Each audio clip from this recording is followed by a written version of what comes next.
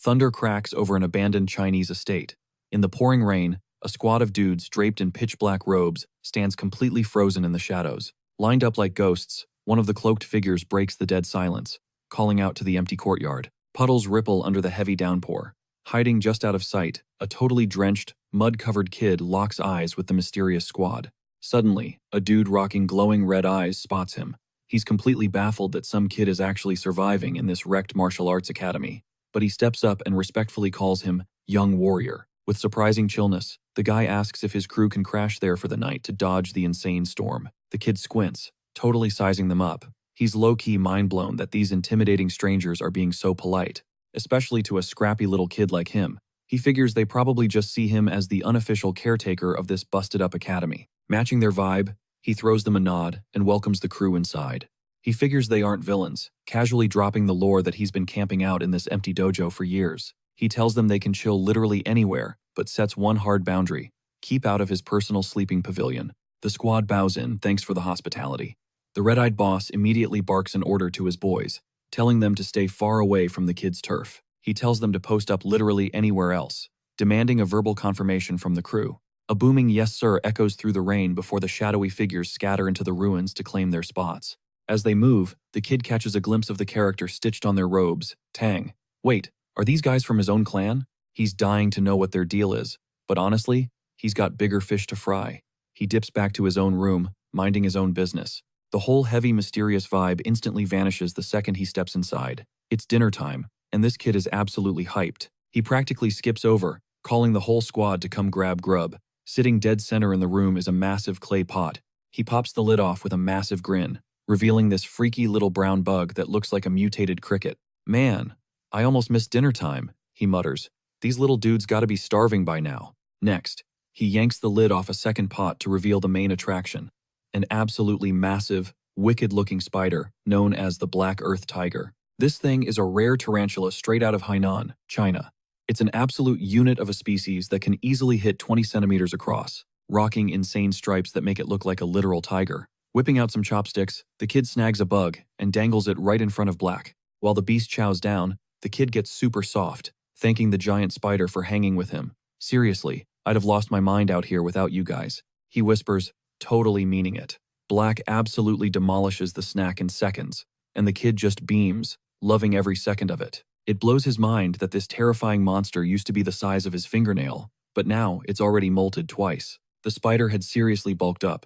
Riding that high, the kid turns around and slides open a wooden drawer. He gently scoops out this wild neon orange lizard, covered in stark white stripes. Meet the legendary Bawang cave gecko. Just another crazy native beast, famous for its insanely patterned body and thick tail. Man, back in my past life, scoring one of these was basically impossible. I was way too broke for that, he mutters to himself. But now, they literally spawn right outside my door. He's straight up thriving, just kicking back and taking care of his creepy crawly squad. But the vibe instantly shatters when the gecko completely misses the food and chomps right down on his finger. Gah, he yelps, frantically shaking his hand to launch the little biter off. But the stubborn reptile locks its jaws tight.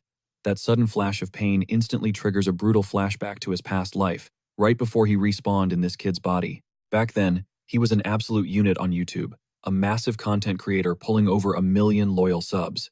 He was a legit, certified biologist, known to the internet as Spacey Fabry, dedicating his life to deadly bugs and highly venomous beasts. But his epic downfall kicked off during a massive live stream. It was supposed to be the ultimate 1 million sub special. The hype was unreal, as he ranked the top 10 deadliest snakes on the entire planet. The final boss of the stream? The legendary Black Mamba, an absolute nightmare of pure aggression. He had flown all the way to Africa to track one down, unknowingly walking right into his doom. Live on camera, he was apologizing to the chat, admitting he still hadn't bagged the elusive Mamba. He told the viewers that tracking this thing down was next-level difficult. He called for a quick break, promising to map out a second expedition to capture it. The chat was blowing up with support, hyping him up for the next stream. He was completely drained, his energy zeroed out after days of hunting nothing but ghosts. But then, the chat started spamming a bunch of weird jokes. Trolls were saying the snake probably followed him home. Plot twist. It wasn't a joke. The absolute menace he spent weeks hunting in Africa was literally coiled up right on top of his fridge. In a split second, the Mamba lunged, sinking its fangs straight into him. Snapping back to reality, the kid scowls, rubbing his finger. Remembering that humiliating game over literally makes his blood boil.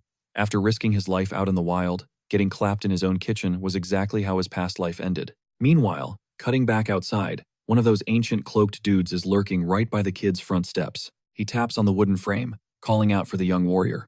Annoyed, the kid yanks the door open and casually asks what's good. The old guy tipped his hat, super grateful for the rain shelter, and tossed out a dinner invite. Their catch of the day? Freshly hunted venison. The kid's eyes totally lit up. Real meat? Say less. Up until now, his entire diet was literally just snakes and scrawny lizards. So yeah, he jumped at the offer and tagged along. A massive campfire crackled, surrounded by the crew drooling over the roasting deer. Catching the kid basically drooling over the roast, the old man chuckled. Hold your horses, it needs a bit more time on the spit. Mind if I pick your brain while we wait? Caught red-handed staring at the food, the boy flushed and gave a quick nod. The elder grilled him about his solo living situation and age. Honestly, the kid himself had no clue if he was 14 or 15. Time to spin a web of lies. Took a massive blow to the head as a toddler, so my memory is completely shot. When they double-checked if he actually lived out here in the wild by himself, he just nodded yes. He played it cool, claiming he lacked any special skills, and just survived by hunting snakes and flipping their skins for cash. The old man's jaw dropped. Way too lethal for a kid your age. But our guy just shrugged. You get used to it. One of the guys tossed over a prime cut of cooked meat to kick things off. Another elder joked that the young warrior was probably starving. The boy threw him a massive thank you, admitting it had been ages since he had real meat. One single bite, and pure heaven hit him. His mind went blank. Yep, this right here, absolute perfection. The older guys exchanged warm smiles, then asked him to lend an ear while he chowed down. The leader leaned in.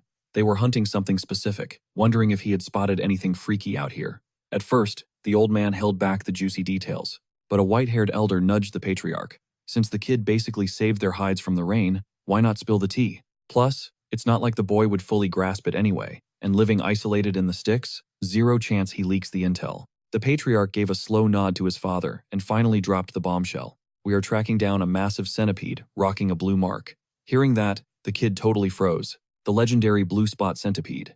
It was a complete behemoth, so they figured our guy must have crossed paths with it. Just how massive are we talking? The patriarch's response was chilling. A fully grown one? It would gulp down a kid your size like a tiny snack. The color instantly drained from his face as he pictured a monstrous, human-eating bug. Right then, his whole theory shattered. He hadn't just time-traveled a couple hundred years into the past. Was he dropped into a completely different freaking dimension? Sensing his panic, the white-haired elder waved it off. Chill out. We're inches away from bagging it. The kid tilted his head. Wait, were they trying to catch this monster to make it a pet? The elders just stared at him, totally baffled. The white-haired dude practically died laughing. The very thought was pure comedy. You are a hilarious little warrior, the patriarch chuckled, shaking his head. Tame that nightmare? Impossible, the elder clarified. They needed its corpse to brew medicine. Now, our boy was even more confused. First, he pegged them as sketchy exotic animal smugglers. But now, this felt way darker and way weirder. How the heck does a bug cure sickness? The white-haired elder let out a heavy sigh. My granddaughter is on her deathbed. The core inside that beast is the single cure left on Earth. That was driving their insane manhunt. Gears were turning in the kid's brain as he connected the dots. The patriarch's next words sealed the deal. The sick girl wasn't just the elder's granddaughter, she was the patriarch's own flesh and blood. It clicked. These guys would literally burn the world down to save her. And yeah, bug-based medicine sounded like total cap, but he completely respected the extreme lengths a desperate parent would go. Caught between feeling bad for the dying girl and low-key pitying the bug, plus owing them for the steak, he stepped up to the plate. I might actually know where your monster is hiding, he dropped casually. The crew jolted up, eyes wide. Where? The patriarch demanded, desperation dripping from his voice. Smirking, our boy flexed his inner knowledge. Sure, a snake venom took him out in his past life, but that made him the ultimate undisputed master of anything toxic. Out of 8 million species out there, roughly 20,000 pack a venomous punch, and he had every single one locked in his mental database. Centipedes? Child's play. When it came to lethal critters, he held the entire cheat code in his hands. First up, he interrogated them on their search grid. We swept the north and east sectors around the academy, sticking to daylight hours near the riverbanks, the elder explained. The kid rolled his eyes. No wonder they struck out. Well, duh, of course you missed it, he scoffed. The elder raised a questioning brow. What exactly is that supposed to mean? The kid broke it down like a science professor. Look, centipedes fall under the arthropod phylum, specifically the Chilopoda class, he explained. They run completely cold-blooded, which means they straight up rely on their environment to keep their body temp and moisture in check. Now, unlike your average bugs, that rock, a waterproof outer shell, these guys have porous skin. That makes them super prone to drying out and losing hydration. The elders hung on to every single word. That is exactly why they hate places that are completely soaked, the boy continued. Sure, they crave high humidity, but drop them in a totally flooded swamp, they would literally drown and die off fast. Bottom line, you are wasting your time hunting the blue spot centipede deep in the jungle or anywhere near the riverbanks. Mind blown. Until this exact moment, these veterans swore centipedes only chilled inside rotting logs or soggy crevices. Yeah, maybe the tiny ones might burrow in those tight spots. But let us be real, you guys are tracking down a massive, mutated beast. A monster that size could never ghost you in the jungle or slip under some river rocks without leaving a trail. Desperate, they begged the kid to drop the actual coordinates, promising him a massive bag of loot if his intel paid off. The boy just smirked. He pointed straight west, telling them to scout the jagged, rocky peaks out there. These things love baking under sun-warmed boulders while the sun is up, he stated, and they only go hunting when it gets pitch black. Fast forward a few hours. The search party was already scaling those craggy mountains, turning the whole area upside down. The patriarch perched himself at the very peak of a razor-sharp cliff, his hawk-like gaze scanning the desolate landscape. One of his guys scrambled up beside him, whispering that maybe the young prodigy had totally played them. Calling it quits for the day, the patriarch gave the nod. He ordered them to launch the flare arrow to pull the squad back together. As the glowing arrow ripped through the twilight sky, the exhausted crew dragged themselves back to base camp, crowding around a crackling bonfire. They were completely dead on their feet, yet a tiny spark of hope remained that the kid actually knew his stuff. Why was this giant bug pulling a Houdini on them? Nobody knew, but they kept putting their faith in the boy's crazy brain power. The patriarch stayed dead silent. Then, his face twisted with pure agony as he brought up his daughter, Uyan, the undisputed #1 prodigy in the entire history of the Tong clan. He literally questioned if the heavens had cursed her. Suddenly, a scout shouted out, "The Grand Patriarch just touched down." The patriarch quickly stood up to greet him, and the whole crew tightened their circle around the blazing fire. "Did you guys strike out on the beast too?" the older man asked. The patriarch nodded grimly, firing the exact same question right back at him. The Grand Patriarch gave a heavy, depressing nod. "Uyan has 3 months left, tops." His voice dropped into a dark, gravelly tone. "At this rate, there is zero chance we track this thing down in just 10 days. A suffocating, heavy silence instantly choked the group. Breaking the tension, the patriarch proposed they push down south at dawn, since that was the only zone they had not completely swept yet. The older man agreed, offhandedly muttering about the bizarre lack of animal tracks out here. The second those words hit his ears, a massive light bulb went off in the patriarch's head. He burst into wild, echoing laughter, totally roasting himself for being so blind. "I cannot believe I missed the most obvious clue. We are standing right on top of it," he declared, his eyes burning with absolute certainty. The Grand Patriarch gave him a super confused look. "Did you actually spot something?" "Not exactly," the Patriarch fired back, "but think about what you just said. 0 tracks." The older man slowly nodded. "Exactly. Have you stepped in any animal droppings, or seen a single claw mark out here in the last 3 days? Shaking his head, the terrifying reality finally slammed into him. He broke it down for the squad. Do the math. A mountain range this massive, and it is completely dead? That is totally unnatural. He pieced it together. An absolute apex predator had basically claimed this entire mountain as its personal turf. The Grand Patriarch backed up the theory. Every single beast that used to live up here, they either booked it to the next county or ended up as a midnight snack. Gripping the younger man's shoulder tight, he locked eyes with him. "The blue spot centipede is right under our noses." For the first time in what felt like forever, a massive wave of hype hit the squad. They actually had a shot at saving Uyan. The Patriarch's face hardened a brutal mix of pure grief and ultimate dad energy, a guy ready to burn the world down for his kid.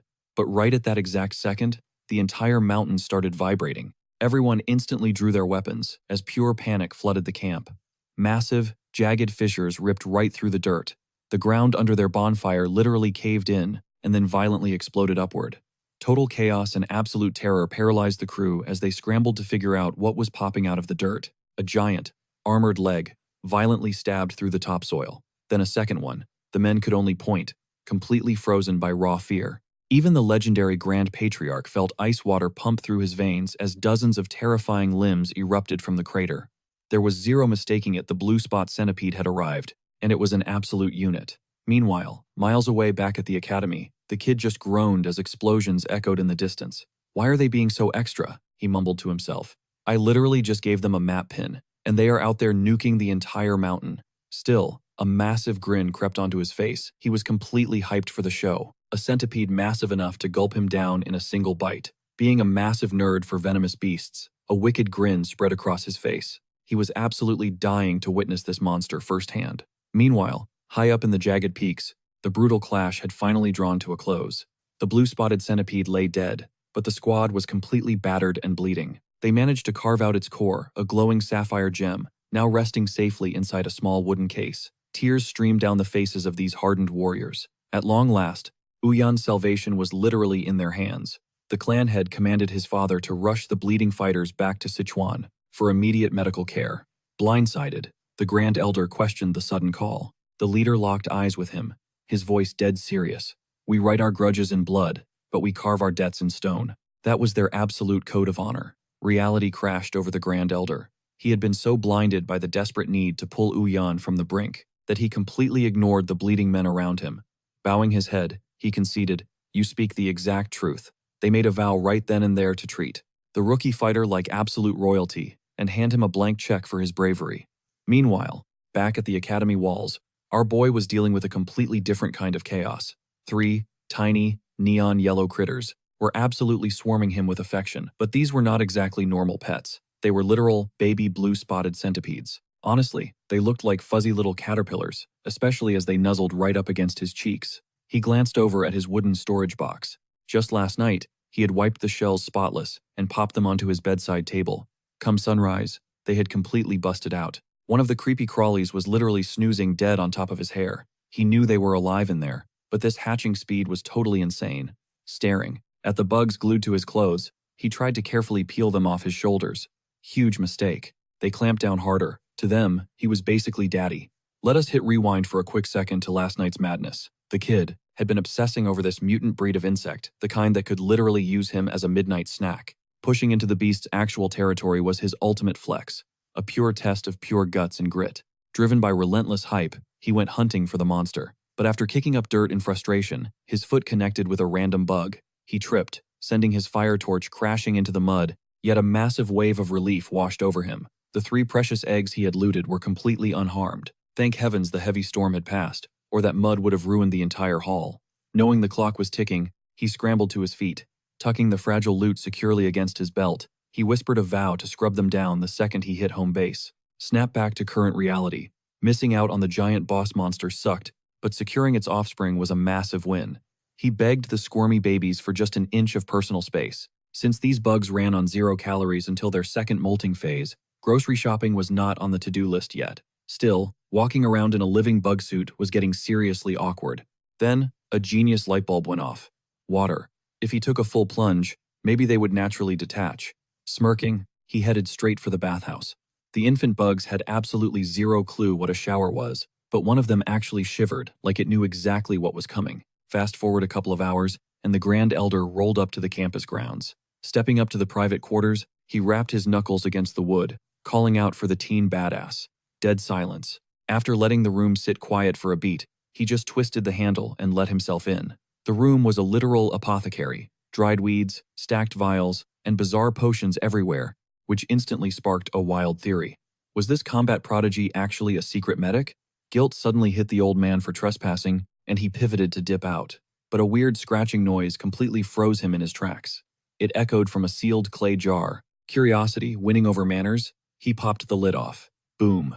A massive arachnid chilling inside. Now totally hooked, he slid open a desk drawer, revealing a slick-scaled gecko. His eyes darted around the room, lifting another lid to expose a swarm of armored beetles. Shriveled serpent skins and unhatched eggs littered the wooden shelves. His jaw basically hit the floor. This kid was running a full-blown nursery for lethal pests. Even his own elite Tang family absolute legends in the dark arts of venom could only milk toxins from wild beasts. Multiplying their breeding rates like this? Purely impossible. It hit him like a freaking truck. Pulling his daughter from death's door was just a happy little accident. The true jackpot was crossing paths with this teenage mastermind. Right on cue, the kid strolled through the doorway, throwing out a casual greeting, instantly clocking the elder's wrapped-up arm and checking if he was okay. Waving it off, the veteran swore it was just a tiny scratch. He opened his mouth to drop some heavy news, but his words choked in his throat. A suffocating, pitch black aura suddenly flooded the room. Boom! The front entrance right behind the boy blew straight to hell. Dust swirled as a massive, menacing shadow stepped through the rubble. Stepping into the light, the intruder looked straight out of an absolute nightmare, a hulking, one-eyed brute rocking severely charred flesh down the entire left side of his skull. Survival instincts immediately hijacking his brain, the old man shoved the teenager completely out of the blast zone, screaming at him to run for his absolute life. The kid stood there, totally paralyzed. Meanwhile, the beast unleashed an earth-shattering roar, dropping into a terrifying combat stance. It closed the gap in a flash, launching a brutal hand strike. The old man barely threw up his good arm to block, biting down on agonizing pain, but the pure kinetic force overpowered him, sending the elder flying like a rag doll. A massive dust cloud exploded on impact. Coughing up a mouthful of blood, the old man realized this freak possessed raw power rivaling his own father's. Desperate, he screamed at the young warrior to run for his life. But as the debris settled, a horrifying silhouette emerged. The monster already had the kid by the throat, hoisting him off the ground. The boy choked and gasped, while the monster threw its head back in maniacal laughter. Smirking, the beast taunted them, bragging about a little rumor that the legendary Tang clan had dragged themselves all the way to Anan. Who would have guessed the heir to the Thousand Poisons divine sovereign would be caught bleeding out and completely isolated? The elder spat back, demanding to know who this psycho even was and why he was dragging an innocent kid into their crossfire. The giant scoffed. Was his mangled face and signature iron fist really not ringing any bells? Dropping his title as the Bloodhand Rakshasa, Tang Yan snarled that the elder's father was the exact reason his face was permanently trashed. Recognition flashed in the old man's eyes. Tang Yan was supposed to be dead after catching a lethal poison palm strike and plunging off a massive cliff. Yet here he was, breathing and out for blood. The elder pleaded with him to drop the kid, volunteering to trade his own life instead. Tang Yan wasn't having it. He made a twisted vow to slaughter every single breathing soul tied to the Tang family. Under his breath, the old man cursed this demonic entity, a straight-up monster in the martial arts world, known for leaving nothing but ashes behind. Mercy simply wasn't in Tang Yan's vocabulary. The kid's face was turning a sickly ghost white from oxygen deprivation as he feebly clawed at the iron grip. It looked like a total game over. But then, out of the shadows, 3 pairs of vicious glowing eyes snapped open. A squad of tiny centipedes torpedoed straight onto Tang Yan's massive arm. It was their time to flex. These bite-sized but absolutely lethal bugs went into an absolute frenzy, sinking their fangs into his flesh, over and over. Totally freaked out by the swarm, Tang Yan instinctively jerked back, dropping the gasping kid to the dirt. Enraged, the giant roared that some stupid bugs couldn't even scratch him. But mid-sentence, his neck flared a toxic purple, and he violently hacked up a pool of black blood. He collapsed hard, thrashing on the ground in pure agony.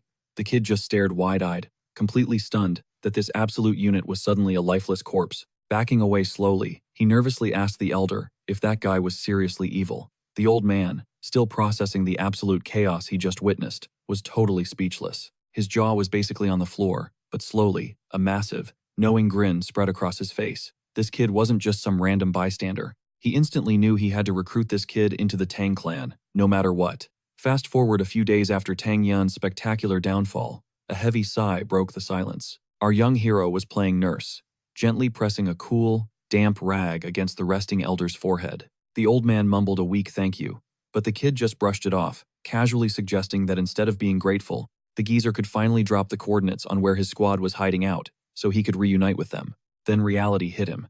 He definitely couldn't ditch a wounded old man, and calling a doctor out here was literally impossible. Waving off the concern, the elder promised he wasn't kicking the bucket anytime soon, and just needed a couple days of solid sleep to bounce back. The kid's mind was blown by how incredibly chill the old man was acting, with half his body basically wrecked. He scolded the elder, telling him to stop acting like it was just a scratch when he was in critical condition. Smirking, the old man bragged that martial artists were just built different. Totally clueless, the boy tilted his head and asked if martial artists were those crazy dudes who casually levitated and spammed fireballs out of nowhere. The elder chuckled, explaining that while not everyone was walking around like an anime protagonist, that was honestly a hilarious way to sum it up.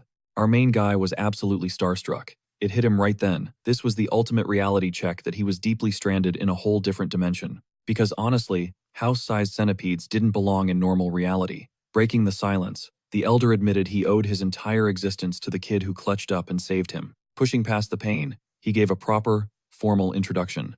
He was Tang Chil-san, a high-ranking member of the legendary Tang family. Dropping his guard, our hero finally dropped his own name. He was So Rang. Chul-san immediately picked up on the translation, So for little, and rang for dragon.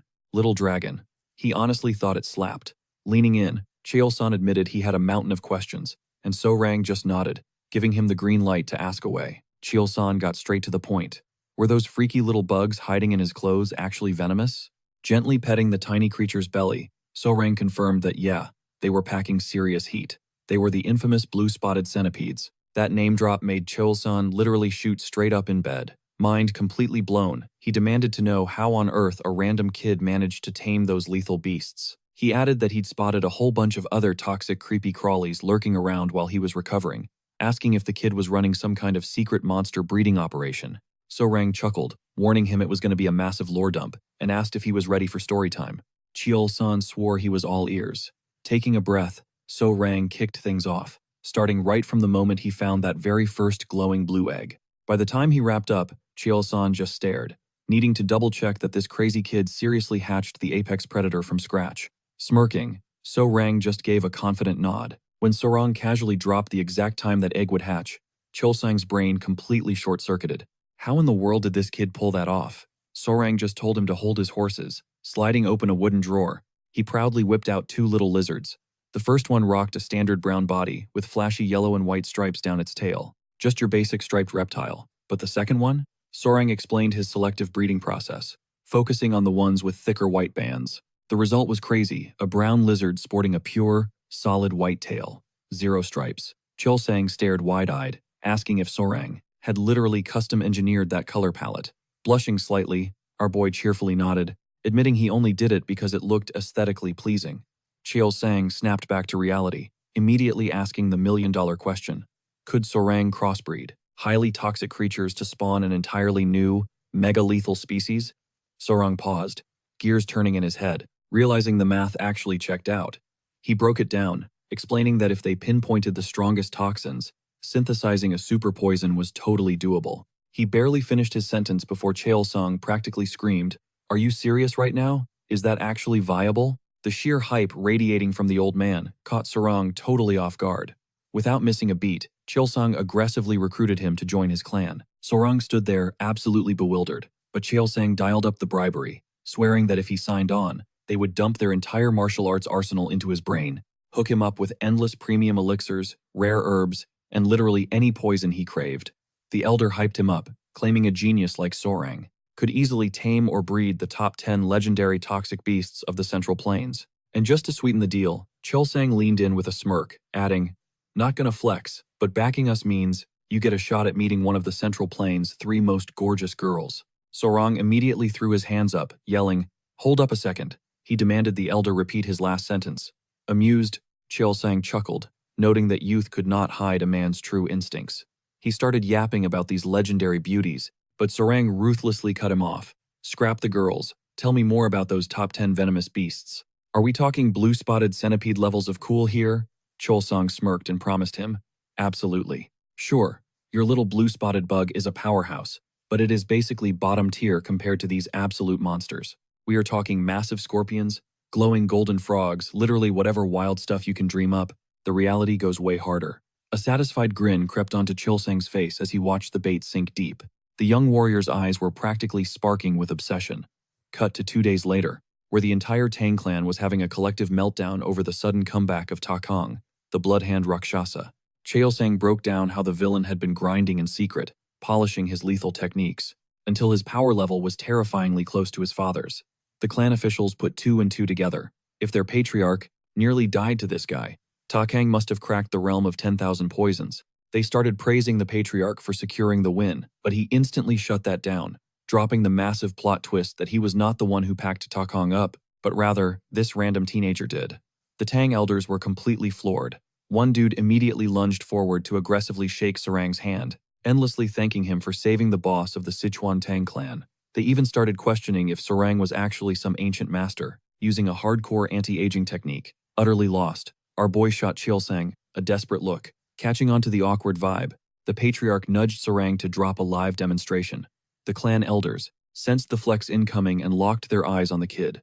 Sarang gave his chest a light tap, summoning his tiny hit squad. His robes rustled slightly before 3 weirdly cute centipedes slithered out, sending a collective gasp ripping through the room. As the little beasts revealed themselves, The venom experts instantly recognized them and completely stopped breathing. Cheol-sang formally introduced them as blue-spotted centipedes, revealing that these exact miniature bugs were the ones who sent Takong straight to the afterlife. The clan members swarmed him with questions about the toxins, completely mind-blown that a kid successfully tamed even one of them. The patriarch smirked, stating this was exactly why they needed to draft him immediately. However, Sorong pumped the brakes, saying he needed time to process the offer. One elder aggressively hyped up the pitch, calling it the opportunity of a lifetime. Cheol-sang interrupted, declaring they needed to move out before things got messy. Confused, Sorang asked if they were still hunting for loot. The old man paused, his expression turning grim, explaining that Takang practiced the blood hand poison claw, a purely demonic skill that demanded fresh human blood and bone marrow to level up. A cold shiver violently spiked down Sorang's spine. Cheol-song warned that if Takang left behind hidden manuals or secret apprentices, they had to wipe them out completely to prevent massive future disasters, guaranteeing this twisted martial art stayed buried forever, especially since certain bad actors might be lurking. The girls were taken hostage, meaning a rescue mission was officially on the table. The patriarch turned to Soran, practically begging for his expertise, since the guy knew Hainan Island like the back of his hand. Soran paused, weighing his options. Fully locking in with the clan felt like a massive lifetime commitment. It was basically like doing a deep dive into a company's toxic work culture and checking the boss's vibe before actually signing an employment contract. Ultimately, he agreed to roll with them. Once the patriarch bounced back, the crew hyped Soren up for making the right call. Soren just shrugged it off, dropping a cool line about how saving lives was a no-brainer, so obviously he was totally down for the ride. But behind that chill facade, he was secretly scheming, planning to use this whole rescue op to scout out the Tang clan's true power. After all, top tier. Fighters always run a background check on potential allies. It took Cheol-san 3 whole days to heal up. Following that, the squad posted up at a random settlement near the ruined Martial Arts Academy, hoping to pinpoint Takan's hidden base. They started grilling the locals about anyone vanishing into thin air. One elderly guy mentioned that every year, 1 or 2 unlucky souls just evaporated into the deep jungle, but the disappearances were totally random, with zero pattern. Cheol-san rubbed his chin, completely stumped. They tossed a quick thanks to the village head for the intel. The guy bowed respectfully, claiming it was an absolute honor to help out the legendary Tang clan patriarch. The crew dipped out, painfully aware they were still sitting on 0 solid leads. Strolling through the dense woods, Soran pointed out that the settlement felt completely ordinary. Cheol-san chimed in, reminding him that when Ong completely ambushed them out of nowhere, it went down right in this zone, yet hunting down his actual hideout felt utterly impossible. Soran also felt the vibe was off. How were there literally 0 footprints or clues? Suddenly, a massive light bulb went off in his head. Yo, Cheol-san, do you remember the exact words Ong dropped when he pulled up? Cheol-san sheepishly admitted his memory was totally foggy, considering he was busy getting brutally blasted away by the impact of Aang's attack. Soran jogged his memory, stating that Ong explicitly bragged about hearing the Tang clan had touched down in Hainan. That heavily implied a rat had leaked their location. The math was actually super simple. They just needed to retrace the exact route. The Tang clan took through the island. Soran pitched the idea of flashing a sketch of Aang's face around to dig up clues. The rest of the squad stared at him, absolutely mind-blown by his insane big brain energy. If some local snitch spotted the Tang crew and ran straight to Ong, tracking them down would crack the whole case wide open. They immediately hit the road, eventually rolling into this incredibly depressing, gloomy town. A Tang clan subordinate spoke up, confirming that based on the dockside rumors back in Hainan port, this was definitely the spot. The elder gestured around, explaining that the ally tribe called this place home. Hoping to avoid throwing hands, they noticed the locals literally looked like walking zombies. The Tang crew shouted out, trying to see if anyone was actually awake. One resident locked eyes with them, instantly recognizing their presence, and demanded to know why they were trespassing. An older guy, giving off major village chief energy, dragged himself over while clutching a tiny girl's hand, flanked by twin bodyguards. Every single one of them looked deathly ill. Cheol-san stepped up, dropping a super formal introduction. Soran watched from the sidelines, his eyes locked on the kid who looked like she could pass out any second. Suddenly, the pieces clicked. He scanned the surrounding crowd, noticing their vacant, hollowed-out faces, almost like they were massively drugged out of their minds. The chief heavily doubled down, swearing that 0 people had gone missing, and absolutely nothing weird was going down. He aggressively tried to shoo them away, but the Tang elder caught a massive red flag and called it out, pointing out that the math was not mathing. There were way too many empty houses for this tiny crowd. The chief violently cut him off, sweating bullets while insisting they were just imagining things. For the second time, he practically begged the squad to pack up and leave. Chaelsan and Soran shot each other a bewildered look. Chaelsan leaned in, whispering to Soran that this was super messed up, considering the ally were historically known for being incredibly chill and welcoming. Soran stayed dead silent, his gut screaming that this place was hiding a dark secret. Out of nowhere, the little girl's eyes rolled back, and she collapsed hard. The entire squad froze in shock. The chief frantically scooped her into his arms, tears absolutely streaming down his rough face. "Malin, please stay with me," he wailed, his voice cracking with pure desperation. "You are literally all I have left." The raw agony in his scream hit deep. He was visibly shattering at the thought of losing her to this sickness. Chaelsan immediately closed the distance, offering up whatever basic medical skills he had in his arsenal. "Let me step in and check her out." The chief flinched, deeply suspicious. "Are you using Central Plains medicine?" he demanded, his guard way up. Chaelsan nodded firmly. "Look, I am not a full-blown doctor, but I know my way around a pulse. Just let me run a quick diagnostic." The exhausted leader finally cracked and gave him the green light. Taking a shaky breath, he spilled the horrifying truth. An unknown, lethal plague had been ripping through the village. It was slaughtering the youth and leaving the adults in endless agony. Chaelsan swore on his life that he would do whatever it took to cure them. Overwhelmed with gratitude, the chief thanked him profusely. He then snapped at his frozen bodyguards for just standing there, acting like statues, barking orders at them to escort the impromptu medic and his crew inside the cabin. Walking in, Soren tapped a Tang clan fighter on the shoulder, asking, "Does the elder actually have a background in healing?" The guy nodded, dropping some heavy lore. The Tang clan's entire combat system revolves heavily around lethal toxins, which ironically makes us top-tier medical experts. If you want to master our deadly arts, you absolutely have to understand human anatomy inside and out first. Soren chewed on that mind-blowing fact. He always figured the Tang clan, they are literally just a squad of poison-wielding assassins. "If I actually end up joining this Tang clan," Soren muttered to himself, "I would way rather spec into their healing arts than mess around with those terrifying toxic techniques." The guy whispered under his breath. "Sometimes we kidnap villains, pump them full of venom, and just watch them tweak out." A cold sweat dropped down Soren's neck. Was that not straight-up human experimentation? The more he obsessed over it, the creepier it got. Outside, the village streets were an absolute ghost town. A heavy sigh echoed from inside one of the rundown shacks. Chaelsang stepped back, explaining he had just channeled his own inner ki. To stabilize the little girl's ragged breathing, the village chief practically threw himself to the floor. "Please, you have to save my granddaughter," he begged, sounding completely broken. Chaelsang narrowed his eyes. "Her pulse is totally out of whack. Has her heart always been this fragile?" The chief shook his head frantically. "No, it is not just her. Half the village is dropping like flies from this freaky mystery plague. That is exactly why I tried to chase you guys out." Chaelsang let the silence hang for a second before speaking up. "I happen to carry some top-tier heart meds. Round up everybody who is sick. We are going to try something crazy." Tears streaming down his wrinkled face, the village chief nodded like his life depended on it. Soran just stood back, locking his eyes on Chaelsang. Cut to later that night, a Tang clan subordinate was trailing right behind the patriarch. "Patriarch, you have been grinding non-stop treating these folks." Chaelsang just gave a tired nod. "Thanks, Gupai. Did you figure out what we are dealing with?"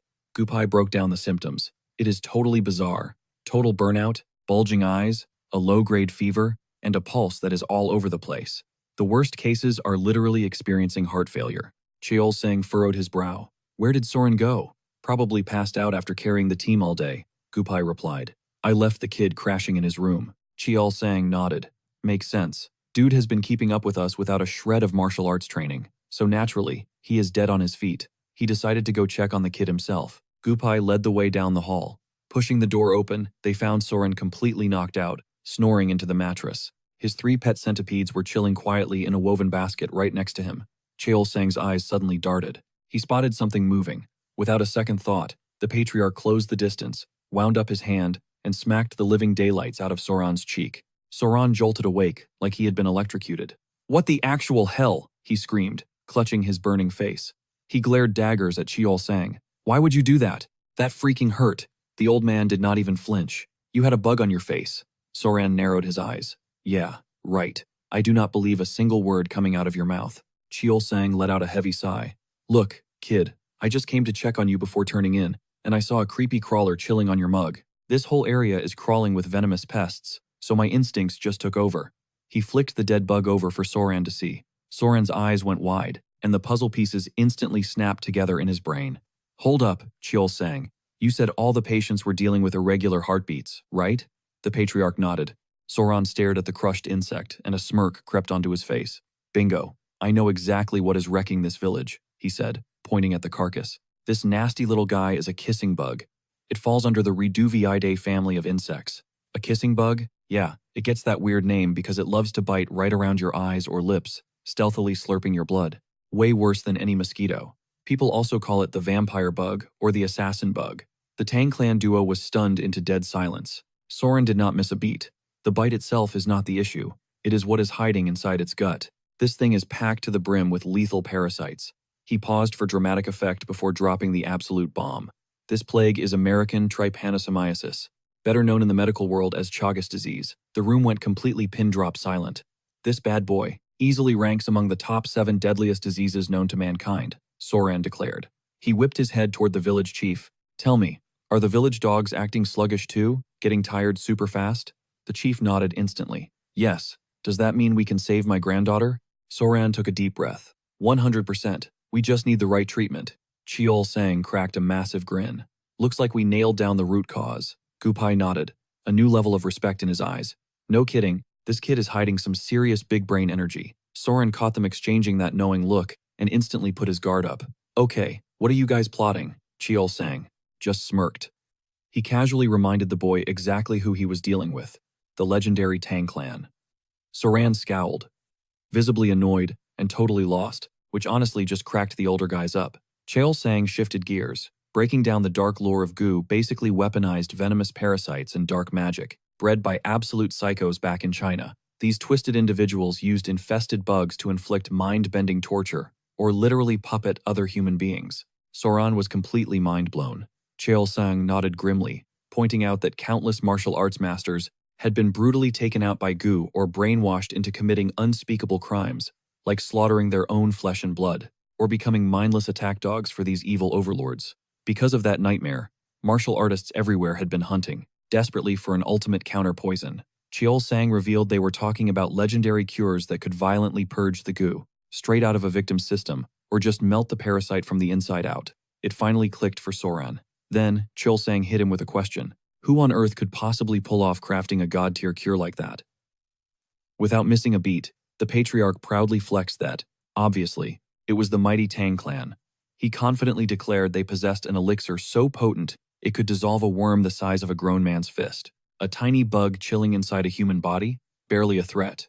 He then whipped out the curse-dissolving orb, pointing out that even a single drop of this miracle cure would absolutely get the job done. Sorang hyped it up on the outside, but internally, he was totally side-eyeing the dramatic name for what was basically just a superpowered dewormer. The Tang clan locked eyes with the village chief, swearing they'd pull his granddaughter back from the brink. And just like that, the villagers actually started bouncing back, with the chief's granddaughter leading the charge. A massive wave of relief washed over the old man. The whole village immediately rolled out the red carpet, treating the crew like absolute royalty. Their incredibly wholesome, upbeat vibes proved all the good rumors about them right. Cholsang didn't hesitate to admit they'd be completely cooked without Sorang stepping up, since he was the mastermind who figured out what was actually making everyone sick. He made sure the crowd knew Sorang was the real MVP. The locals totally hyped him up as their literal savior, showering him with endless praise. Sure, the Tang family's secret stash was what physically cured them, but Chiolsang gladly handed Sorang all the spotlight.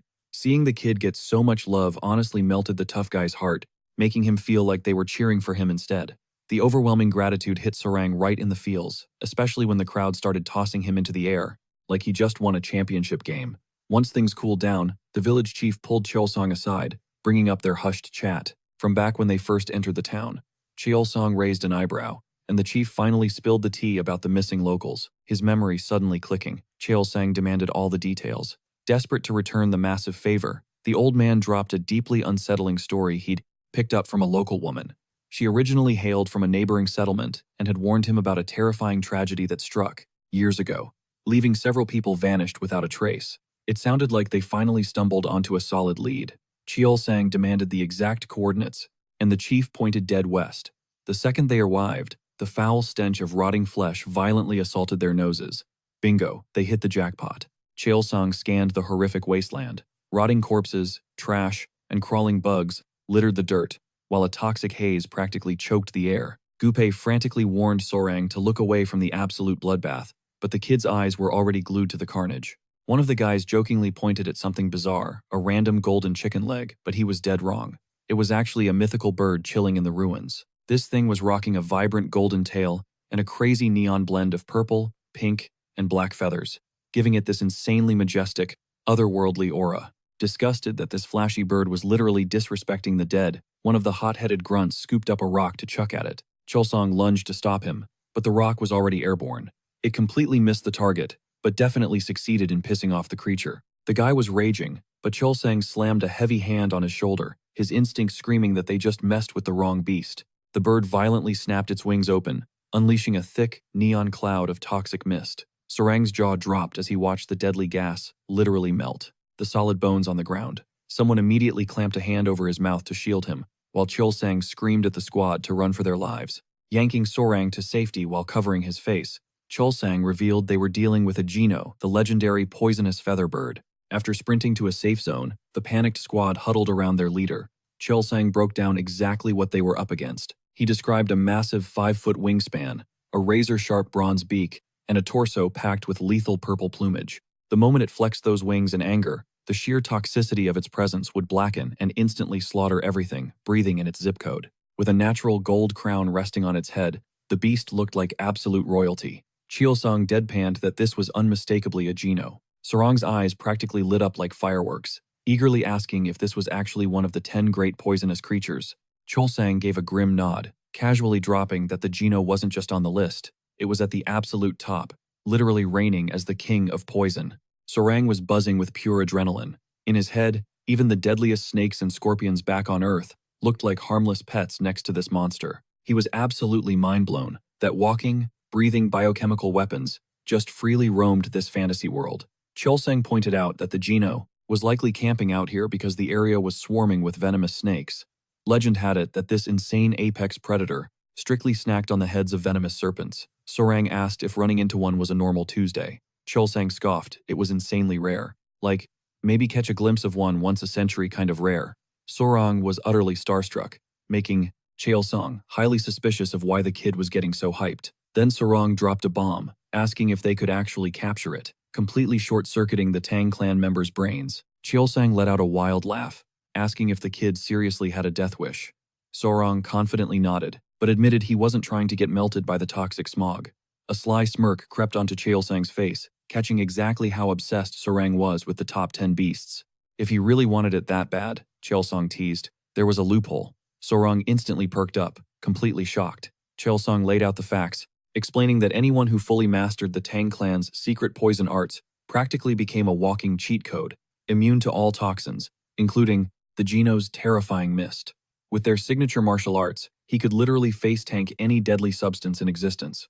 But then, hitting him with a massive reality check, Cholsang smugly added that they strictly gatekept these skills from outsiders, and even the clan leader couldn't bend that rule. Without missing a beat, Sorang excitedly asked what it takes to join the family. He would unlock those insane techniques for him. Sorang just had one burning question though. Would building up this poison immunity actually let him tank the Gino's toxic hit? Cholsang totally played it cool, dropping a confident yes to hype him up. He threw down the ultimate offer, join up right now, and he would teach him every single secret, making absolutely sure Sorang maxed out his true potential. But then he dropped a heavy ultimatum, warning him that if he dragged his feet making a choice, that golden ticket to train under him might just vanish. Feeling the heat of the moment, Sorang officially locked in his spot with the clan. He was totally hyped to level up under the guidance of Cholsang, instantly swapping out the elder title to call him patriarch. Cholsang flashed this devious little smirk, totally playing it off like he had not just masterminded the kid into saying yes. He looked right at him, declaring that from this second forward, Sorang was officially part of the bloodline. Smash cut to a whole different scene, where glaring traces of the blood hand technique had just been exposed. Gupon flagged down the boss, tossing him a ragged notebook scavenged from the wreckage. Cholsang flipped through the pages, his eyes locking onto the truth. It was the legendary Blood Hand Poison Claw secret manual. Sorang visibly cringed, totally creeped out that the whole thing was literally written in human blood. Brushing off the eerie vibes, Cholsang made the call to roll out. Sorang asked if Sichuan was their next drop zone. Cholsang nodded, calling it their best play since they were now packing both the blue-spotted centipede's core. and that forbidden manual. Sorang chimed in, begging for a quick pit stop at the academy to bust his squad out of lockdown. Chilsang gave it the green light, figuring Sorang needed to pack up his loot anyway. They hit the road, but glancing over his shoulder, a random glint caught Sorang's eye. He pointed it out, and when they dug it up, they found a glowing purple feather dropped straight from the Geno. The whole crew just froze, staring at this insanely rare drop in dead silence. Chilsang snatched it up, tossing it to Sorang as an epic welcome to the family bonus. Sorang grabbed it, his eyes practically sparkling with hype, and fired off a huge thank you. Chilsang played it cool, saying it was all good, except for the kid's choice of titles. He hinted that Sorang should swap out his title right after the ceremony. Wait, ceremony? Sorang's brain totally blue-screened, wondering if he was about to face some intense initiation ritual. Cut back to the Tang clan base. The big boss himself, Great Patriarch Tang Mun, who had bolted out of there earlier, finally crashed through the gates. The dude was running on fumes, but 0 breaks were taken. His first breath went straight into demanding to see Huan. His squad practically carried him inside, dropping the massive update. She was still clinging to life. The heavy wooden doors slammed open, and Tang Mun yelled out Huan's name. The room completely froze, totally shell-shocked by his sudden entrance. He locked eyes with his daughter-in-law, dropping the epic bombshell. He secured the cure. He whipped out the blue-spotted centipede's core. Just seeing that glowing lifesaver made the daughter-in-law completely shatter into tears. The tension spiked as they prepped the dose for Huan. Mun felt his heart literally break watching the poor girl agonize. She was standing on death's door, but thank heavens he clutched the timeline. Her mom was straight up pleading for him to push the meds immediately. Mun gently fed the core to his granddaughter, and boom, this insane neon blue aura just erupted around her body. He pressed a trembling finger to her wrist, tracking the faint heartbeat. The entire room was holding their breath, absolutely praying for those eyelids to flutter open. They were glued to her, desperately hoping for a literal miracle. Fast forward, Sorang was fighting for his life against pure exhaustion.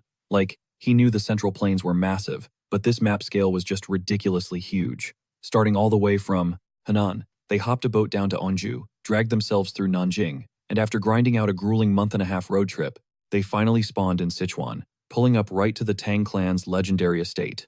Gupan, practically vibrating with massive hype, flexed to Sorang that they had officially hit the Tang family turf. Sorang's jaw literally unhinged, totally stunned by the absolute flex of their massive front gates. They casually dropped that the Tangs literally owned the entire mountain, hence the badass name, Tang Clan Mountain.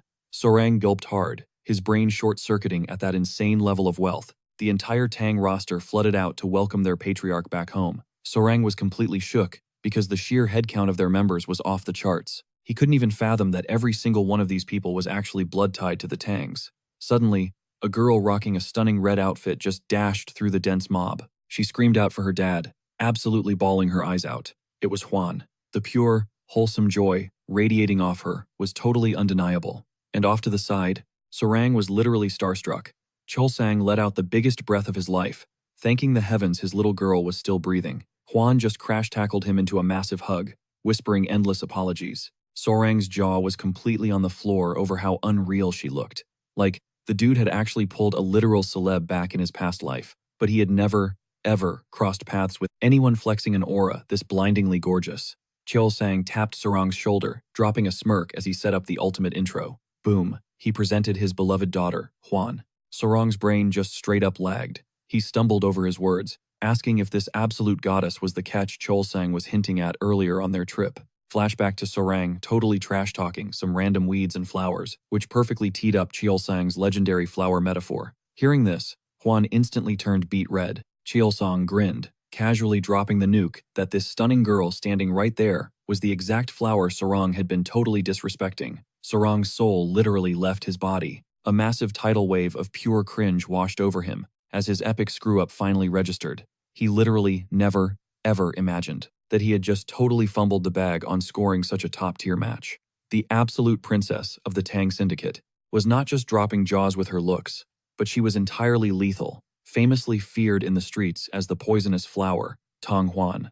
Ever since she was a little kid, Huan had been lugging around this massive, dark emotional baggage. Back in the day, she caught the boomer elders absolutely roasting her potential. They totally trashed her combat stats, but they did admit her visuals were peak, hyping her up as one of the clan's legendary top 3 beauties. They even started scheming up an arranged marriage to ship her off to some high-tier groom, one of the old geezers even. The elder dropped a massive bombshell, take a second wife, but the patriarch, he completely shut it down, leaving the old man absolutely speechless. Eavesdropping on that intense exchange, Juan finally realized her parents had been right all along. She desperately needed to flex her worth to the clan elders by dominating the martial arts scene. Her ultimate goal, proving she was a massive asset to the family, regardless of her gender. But let's be real, rushing the process only triggers epic mistakes. Pushing your limits too hard destroys your foundation. Her reckless ambition literally spawned an inner demon, triggering a catastrophic chi deviation that completely derailed her training. Right at that terrifying climax, Juan's eyes snapped open. Surrounding her bed were the Grand Patriarch, her mom, and 2 clan elites. Seeing her daughter conscious, her mother let out a massive breath she didn't know she was holding, while heavy tears streamed down Juan's face. Choking on her sobs, she frantically apologized to her mom. She just wanted to carry the clan's weight. But now her internal energy core was completely shattered. Her grandpa instantly called her a foolish brat, demanding to know if this meltdown was just guilt over stressing out her dad and him. He then dropped a massive reality check. She had actually unlocked the legendary 100 poisons milestone she had been grinding for. He ordered her to wipe those tears and lock in. Juan was totally mind-blown hearing about the 100 poisons. Staring down at her intensely glowing aura, she desperately asked what was happening. The Grand Patriarch sat back, announcing it was story time. He revealed how a totally mysterious young warrior didn't just pull her back from the brink of death, but flat out gifted her the 1,000 poisons constitution way better than just 100. Snapping back to the present, Juan grilled him about that weird weed comparison. Soren was caught completely off guard again. The sheer embarrassment of calling Chilsang's elite daughter a literal weed hit him hard, all because he was totally hyperfixated on the lore of the 10 great poisonous creatures. He mentally kicked himself, vowing to do some serious soul-searching. Trying to play it cool, he deflected, claiming the patriarch dragged the joke way too far. Gathering his composure, he finally hit Juan with a polite greeting. The older clan members were practically glowing as they watched this awkward teenage chemistry unfold. Soren stepped up, formally introducing himself, and casually mentioned how hyped he was to see her looking fully recovered after hearing about her brutal illness. Matching his energy, she introduced herself as Juan, the Poison Flower, hitting him with a massive thank you for saving her life. Swearing she would never forget his clutch assist, she left Soren completely spellbound by her unreal beauty. Chilsang smirked, asking for his honest thoughts. Out of nowhere, a phantom voice echoed in Soren's skull, making him realize someone was using a high-level, telepathic sound transmission. Through the mind link, Chilsang proudly demanded to know if Soren thought his daughter was an absolute 10, and if he was down to get to know her better.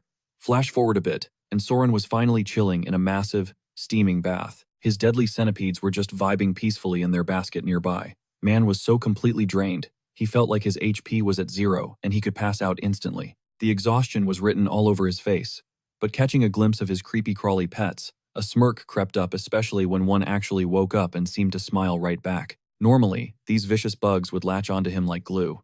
Yet, when he casually warned them that boiling bathwater was a bad idea and pointed to the bucket, they crawled right in like they actually understood English. It was wild, pure main character energy, having bugs that actually processed commands. Earlier, Chilsang had dropped the lore that these specific centipedes instantly reacted to killing intent. Right now, 2 of them were wide awake, locking eyes with him. He jokingly called them out, saying it was super awkward having them stare while he was buck naked.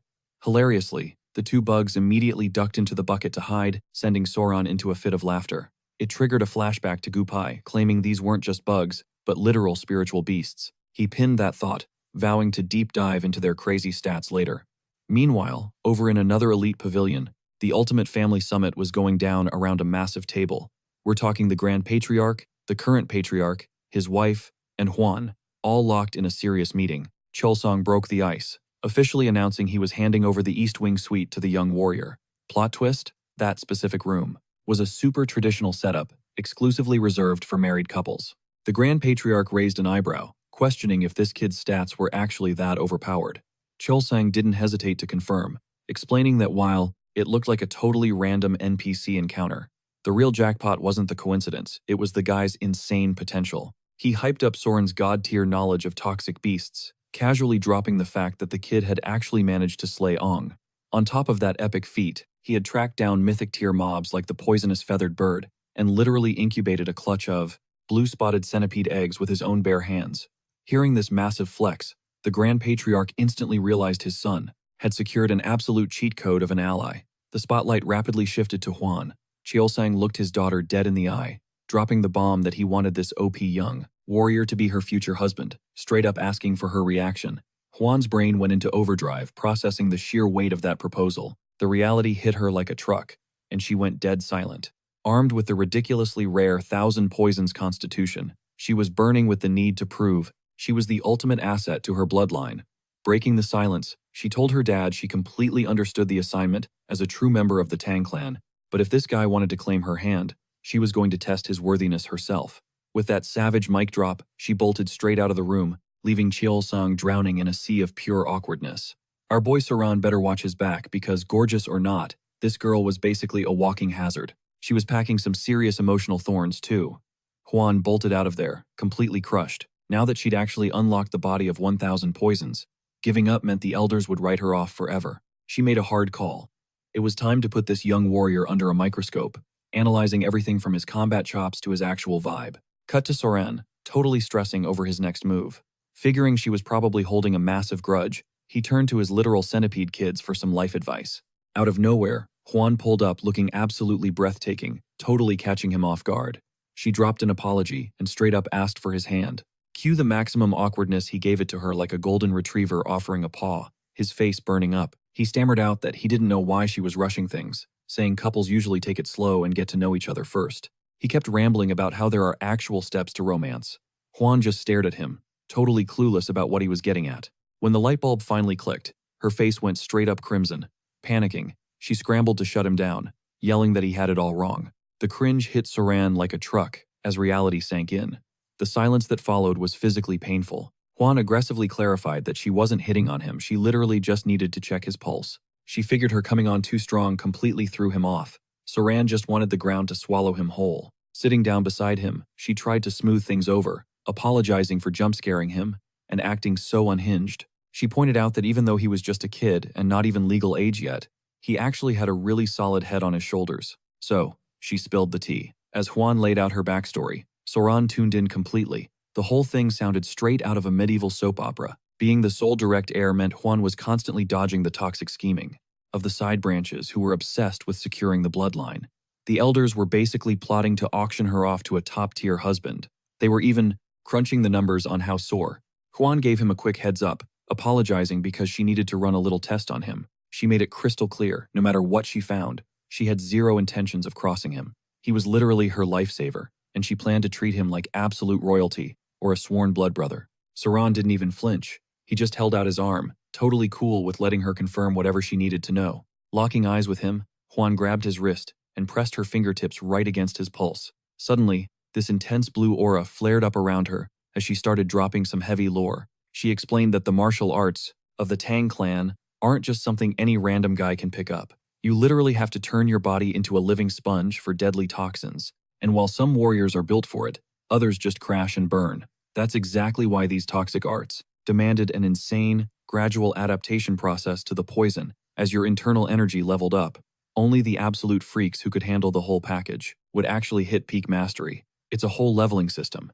You start at 5 poisons, then grind your way up to 10, 100, 1,000, and finally cap out at an insane 10,000. The good news? Soran's physical vessel was actually wired to learn these deadly arts. The catch? He was currently hard stuck at the 10 poison tier. Basically, his system would completely shut down if he absorbed more than 10 different toxins. But honestly, rocking a 10 poison body as an outsider with 0 Tang clan blood was still an absolute flex.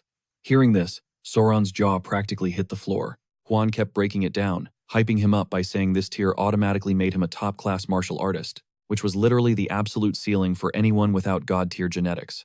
Having said her piece, she stood up, dropped a goodbye, and bounced, leaving Soran completely lost in his own head. This whole 10 poison limit thing was heavily messing with his vibe. All the color drained from his face when it hit him. This soft cap might permanently lock him out of reaching the ultimate poison genesis. Yeah, this was a massive red flag for his future. Fast forward a few hours, and someone stepped out of a steamy bath. It was Huan, looking absolutely breathtaking. But she couldn't shake this one weird detail. Ever since she absorbed the inner core of that blue-spotted centipede, her skin kept giving off this seriously bizarre scent.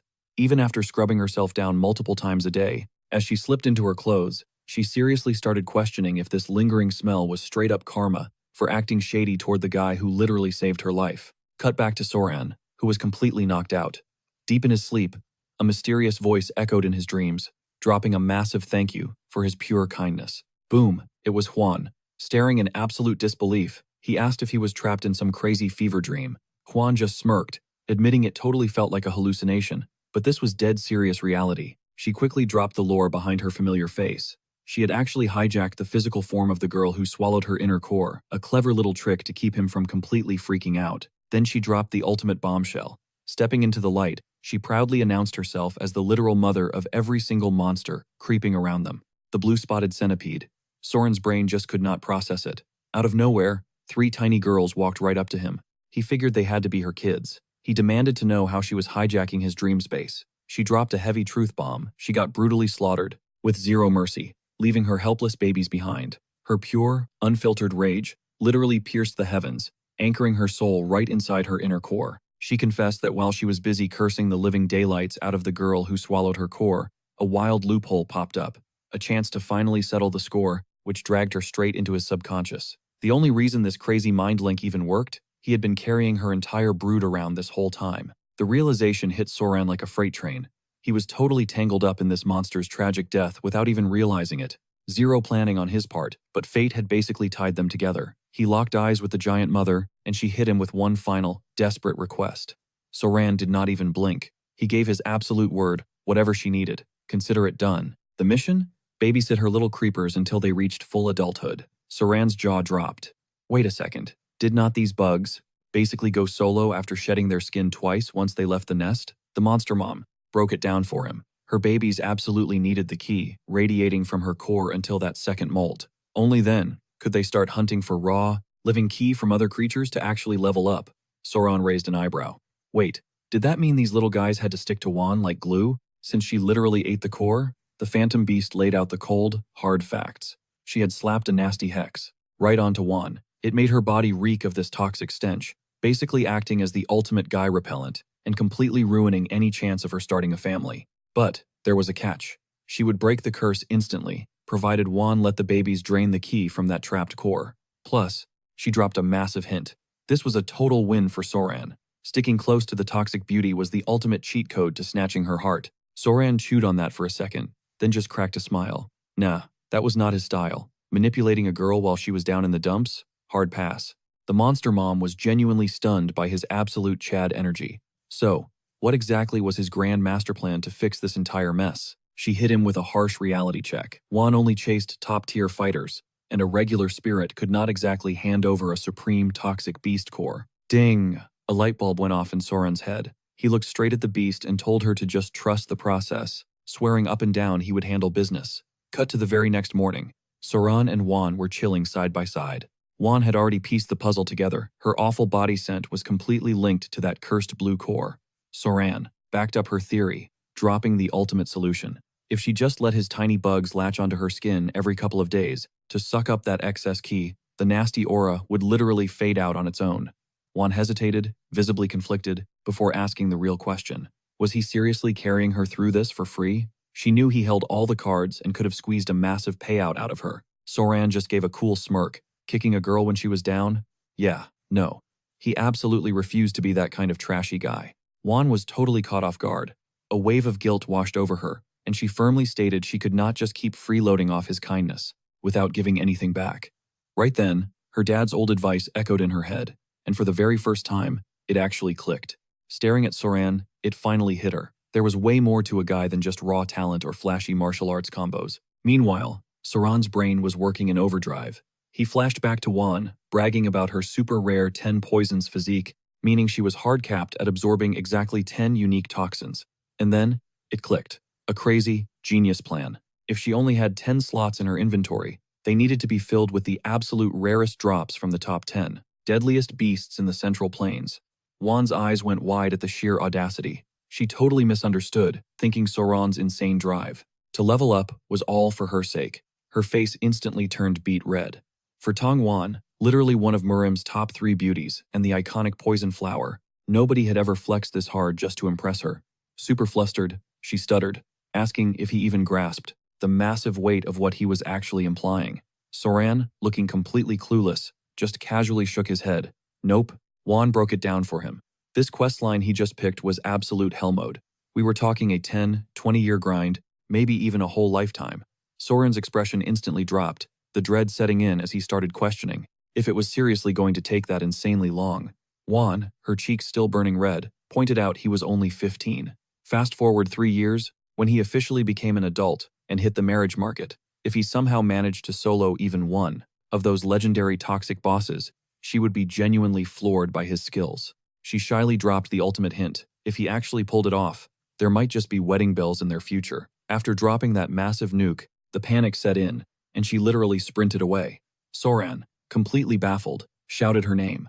She hit the brakes, glancing back to see if he had some romantic comeback. Nah, Soren just casually suggested she stick around for a few more hours to finish her poison treatment. Mortified, Juan slowly dragged her feet back. He told her to just chill out, promising the tiny bugs were not going to take a chunk out of her. Then, he gathered his creepy little squad and gave the ultimate command, go hang out with their new host mom. Hearing her dad use those kinds of words, Juan's face basically turns into a tomato, and she instantly calls him out for it. Soren immediately waves his hands, scrambling to explain that the situation is definitely not what it looks like. Cut to the dining room. Chiol-sang, his wife, and Muang are having a serious sit-down. They are trying to figure out how this ridiculously overpowered young warrior still hasn't managed to win Juan over.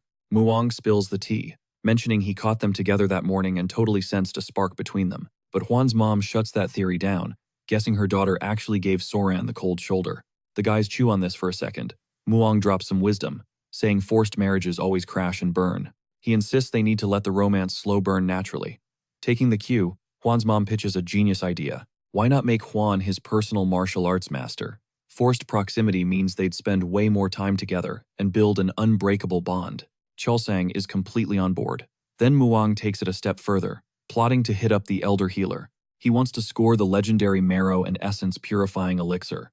If the kid's base stats are trash, this potion could totally carry his build. Chiol-sang's jaw drops. He hits the brakes hard, reminding them that not even Juan got her hands on that top-tier loot. They definitely shouldn't be inhaling that much copium.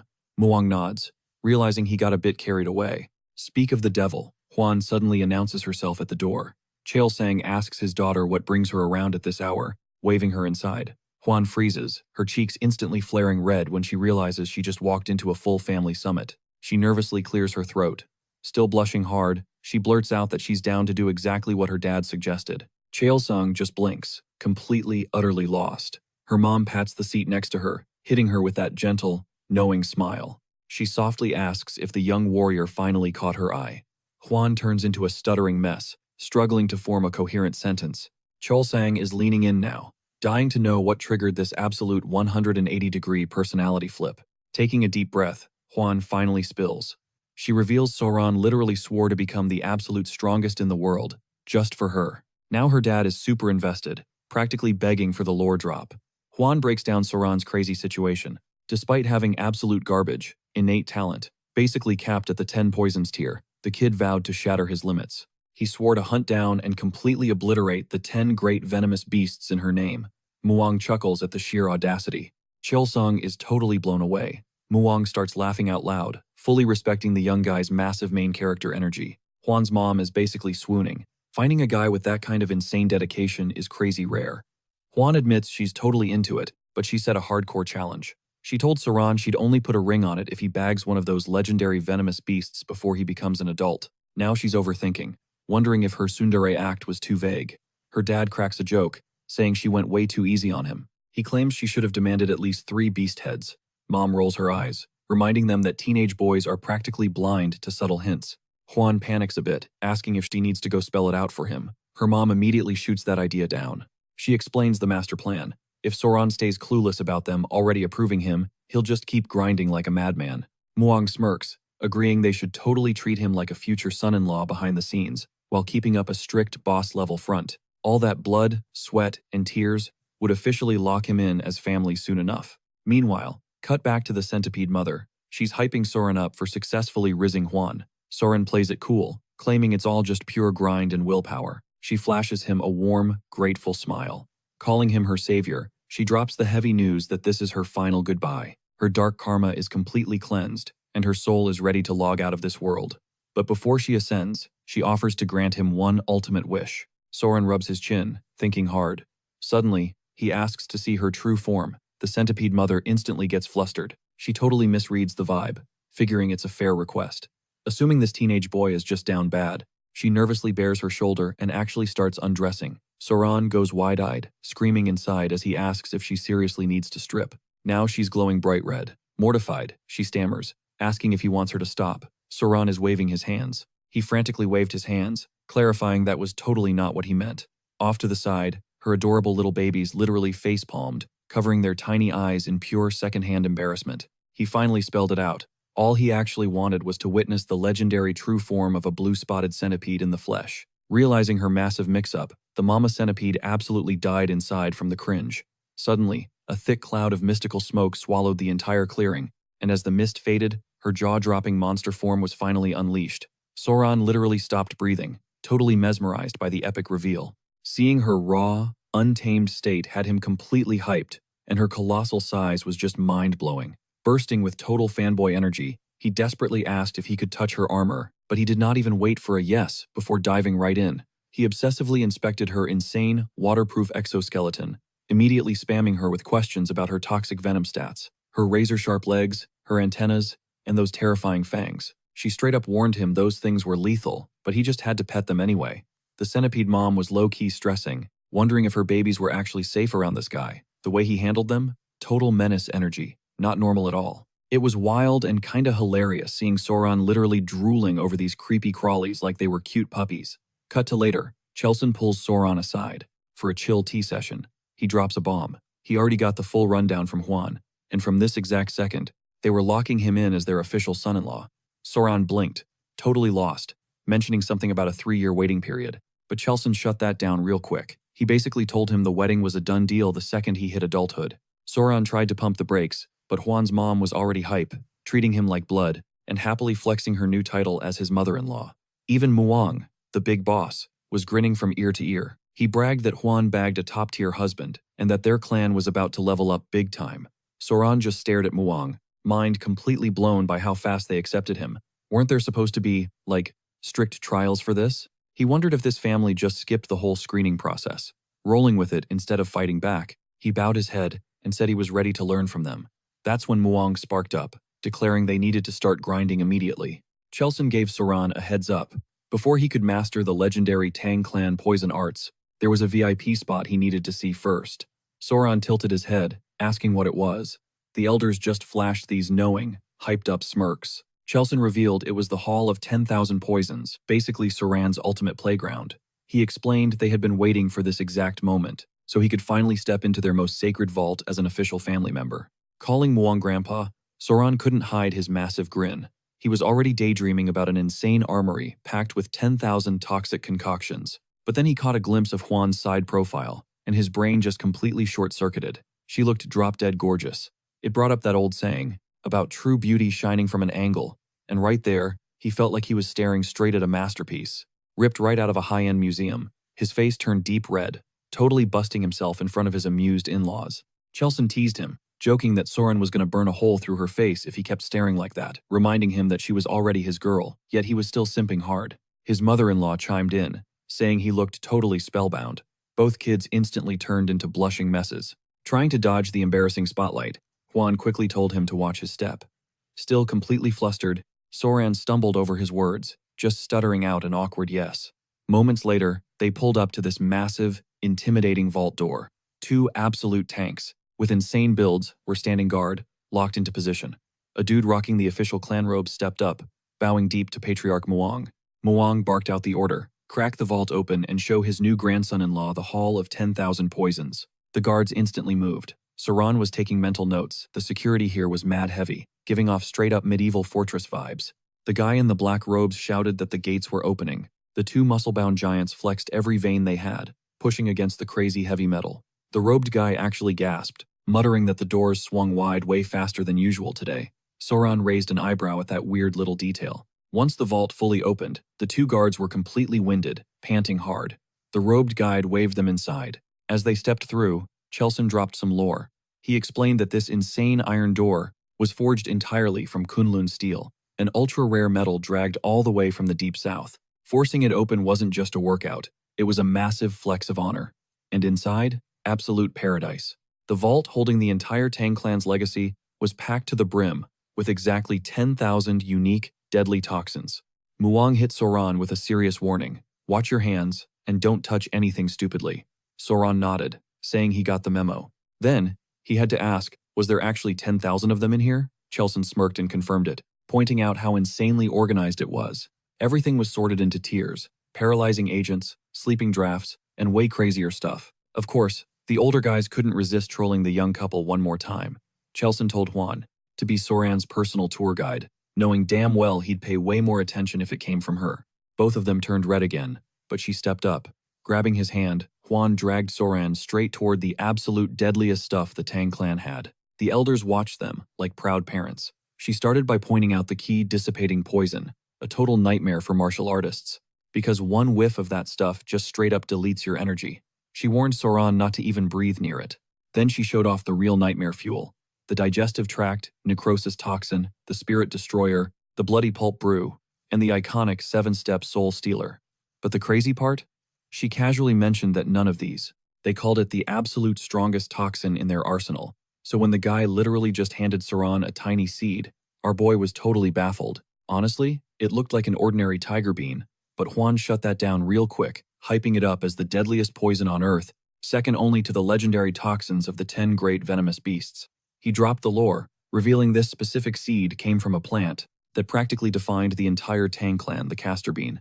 Okay, now Soran was actually hooked. His modern knowledge kicked in. Castor meant ricin, a totally unhinged biotoxin where just 2 measly milligrams could easily flatline a grown adult. His mind instantly flashed back to that crazy Cold War assassination where some dude took out a Bulgarian dissident using a rigged, ricin-tipped umbrella. We are talking 100,000 times deadlier than cyanide. It was the ultimate endgame weapon for the Tang clan because it ticked all the boxes: completely invisible, totally odorless, tasteless, and impossible to detect. That epic combo earned it the title of the rarest, most god-tier poison ever crafted, dubbed the Golden Poison. And when they weaponized it, people just called it the Golden Death. Juan then dropped some serious wisdom. He told Soran that true ultimate poison wasn't about triggering maximum pain or giving someone a flashy, gruesome end. Nah, the actual terrifying stuff was the kind that snuffed you out in absolute silence, striking lightning fast without leaving a single trace behind. He laid out the entire philosophy of the Tang clan's poison arts, aiming for 0 detection and a 100% fatality rate. Hearing all this dark stuff, Soran couldn't help but think they sounded way more like a hardcore assassin syndicate than a bunch of plant-loving herbalists. But Muan finally cut in, deciding they had nerded out enough about deadly toxins for one day.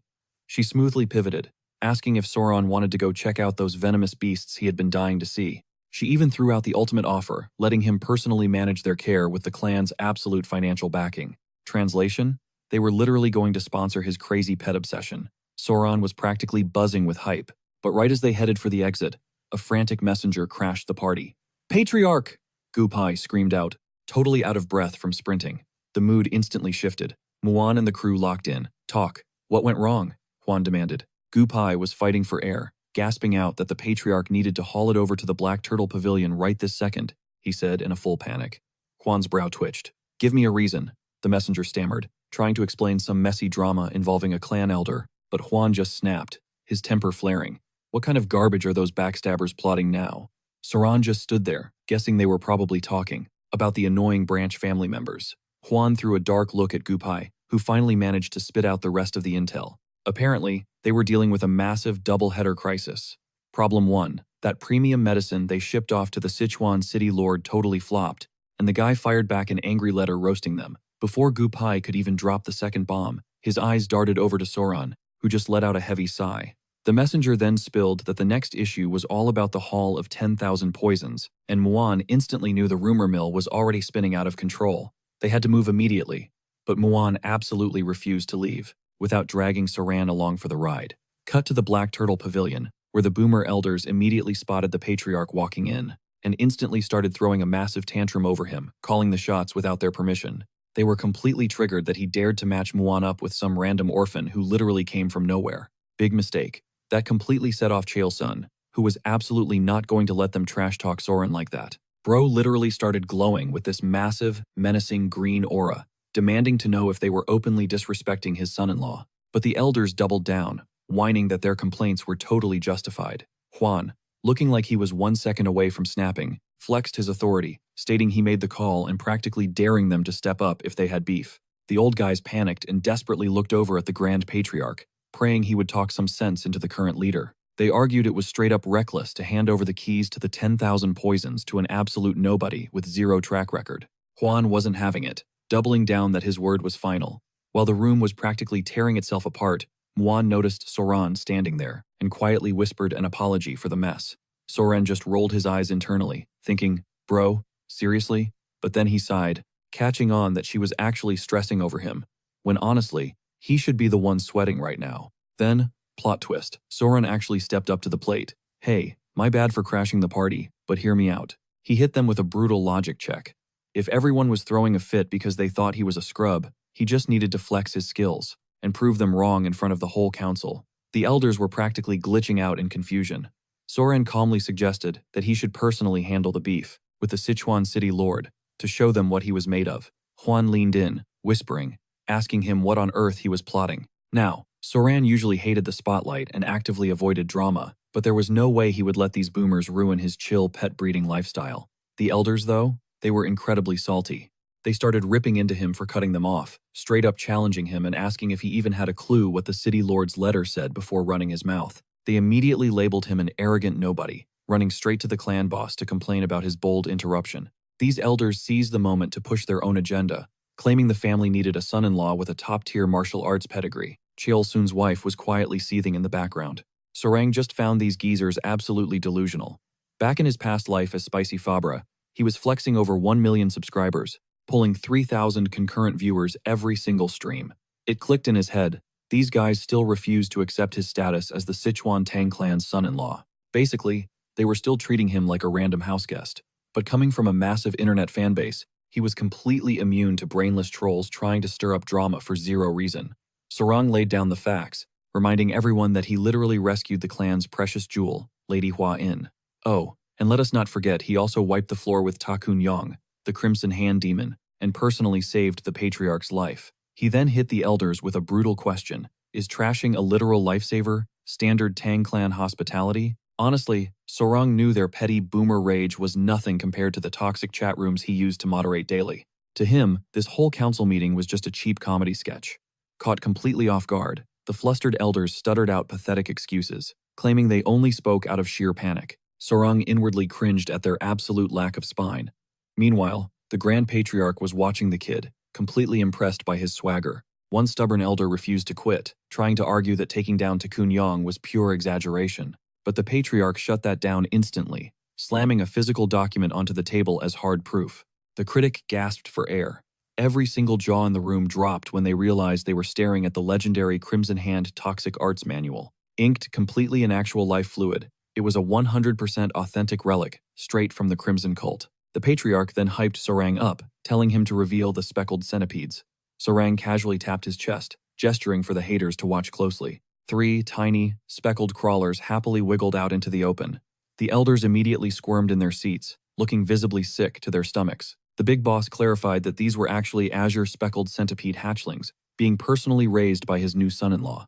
He then dropped the bomb these exact tiny bugs had literally chewed Ta Kun Yong right into the afterlife. The council was absolutely shook. They demanded to know if this rookie fighter actually managed to tame such lethal, high-tier creatures. The Patriarch, Sorang, and Gupa all shared evil little smirks, silently roasting the boomers' panic. Cheol Sun chimed in, pointing out that still calling him a rookie fighter proved they were in pure denial about him being family. Sorang even tossed out a playful threat.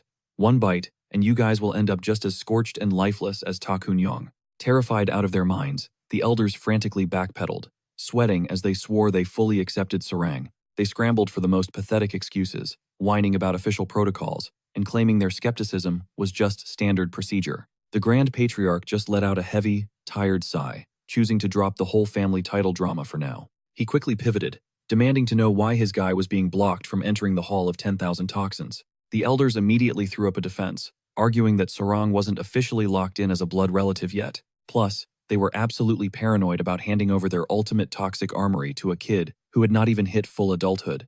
The big boss offered a dead simple fix. He told Sorang to just step up and flex his skills right then and there. Flashing a cocky grin, Sorang announced he would prove his worth the only way that mattered, by breaking out the heavy toxins. The council boomers completely lost it, blindly assuming this absolute madman was planning to assassinate the Lord of Sichuan Province. They called him a total maniac for even thinking about dealing out damage instead of sending actual healing medicine. Sorang just scratched his head, genuinely confused since the Tang clan's entire brand was built on lethal arts. Fast forward to the next morning, the Grand Patriarch gave Sorang the ultimate rundown.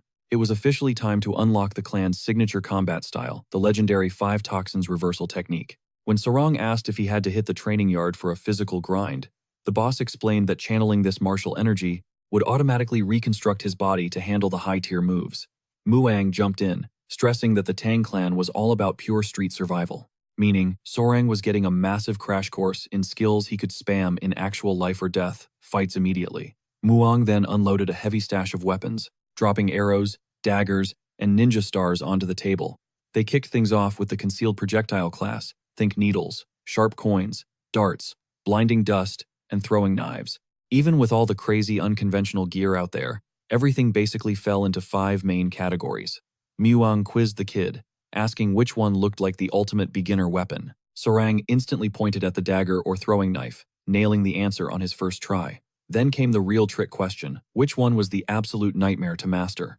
Sorang placed his bet on the powder, figuring area of effect crowd control was way too tough to spread perfectly. But Muang hit him with a heavy reality check, revealing that the tiny needle was actually the final boss of weapons.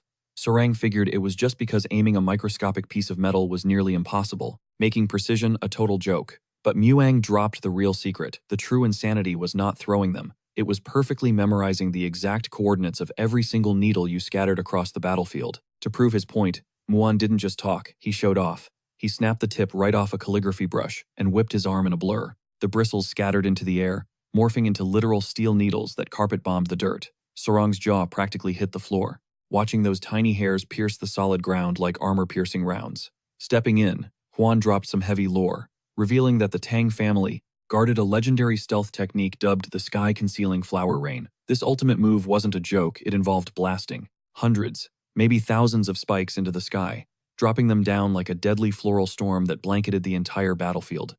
Taking that in, our boy Sorang realized one wrong step in that kill zone meant instant death. He nervously pointed out the obvious flaw: if the whole ground is spiked up, dodging would be physically impossible. Muan just chuckled darkly, hitting him with the harsh reality. That was exactly the master plan. Sorang had to hardwire the exact landing spot of every single needle, or he'd end up skewering himself. Sorang looked at him like he had 2 heads, sweating bullets. He double-checked if he seriously needed to track every stray needle that bounced off an enemy, or completely missed the target. Muan gave him a deadpan nod. He then casually dropped the bomb that, thanks to his 5 poisons physique, Sorang needed to memorize a bare minimum of 100 impact points just for the tutorial phase. The color totally drained from Sorang's face. After that hardcore flex, he literally face-planted into the dirt, totally drained. Cue Lady Huan rolling up to the scene. He glanced over and asked if she was good to go, considering she was decked out in a full-blown hazmat-style beekeeper suit to hunt down a hornet. She honestly looked like she wanted to bail, asking if this was strictly required. Sorang didn't sugarcoat it, they absolutely needed the gear. Originally, his lazy strat was just chilling until the swarm came to them, but with the armor on, they could take the fight to the hive. Huan gave him a side-eye, asking if his grand master plan was seriously just waiting around for a bug to spawn. Playing it cool, Sorang told her the puzzle pieces would connect once they arrived. Shifting gears, he asked if she actually had the coordinates for a nest. Huan gave him the green light, saying she had scoped one out nearby, meaning they could roll out instantly. Tossing his own protective suit on, Sorang strapped in. But right as they were getting locked and loaded, Huan awkwardly brought up that top-secret letter. They mailed to the Sichuan city lord, probing to see if he actually read the fine print. Sorang casually confirmed he did. Looking super uncomfortable, Huan worried that since Sorang was basically still a kid, the mature details of that message might have totally flown over his head. Smirking, Sorang dropped a heavy hint that John Key was a guy packing some serious status. Catching his drift, Huan's face turned tomato red, and she aggressively hushed him, finally realizing the dude was completely caught up on the spicy gossip. The massive issue, keeping the powerful Sichuan city lord awake at night, his little soldier wasn't standing at attention anymore. Bro had severe performance issues.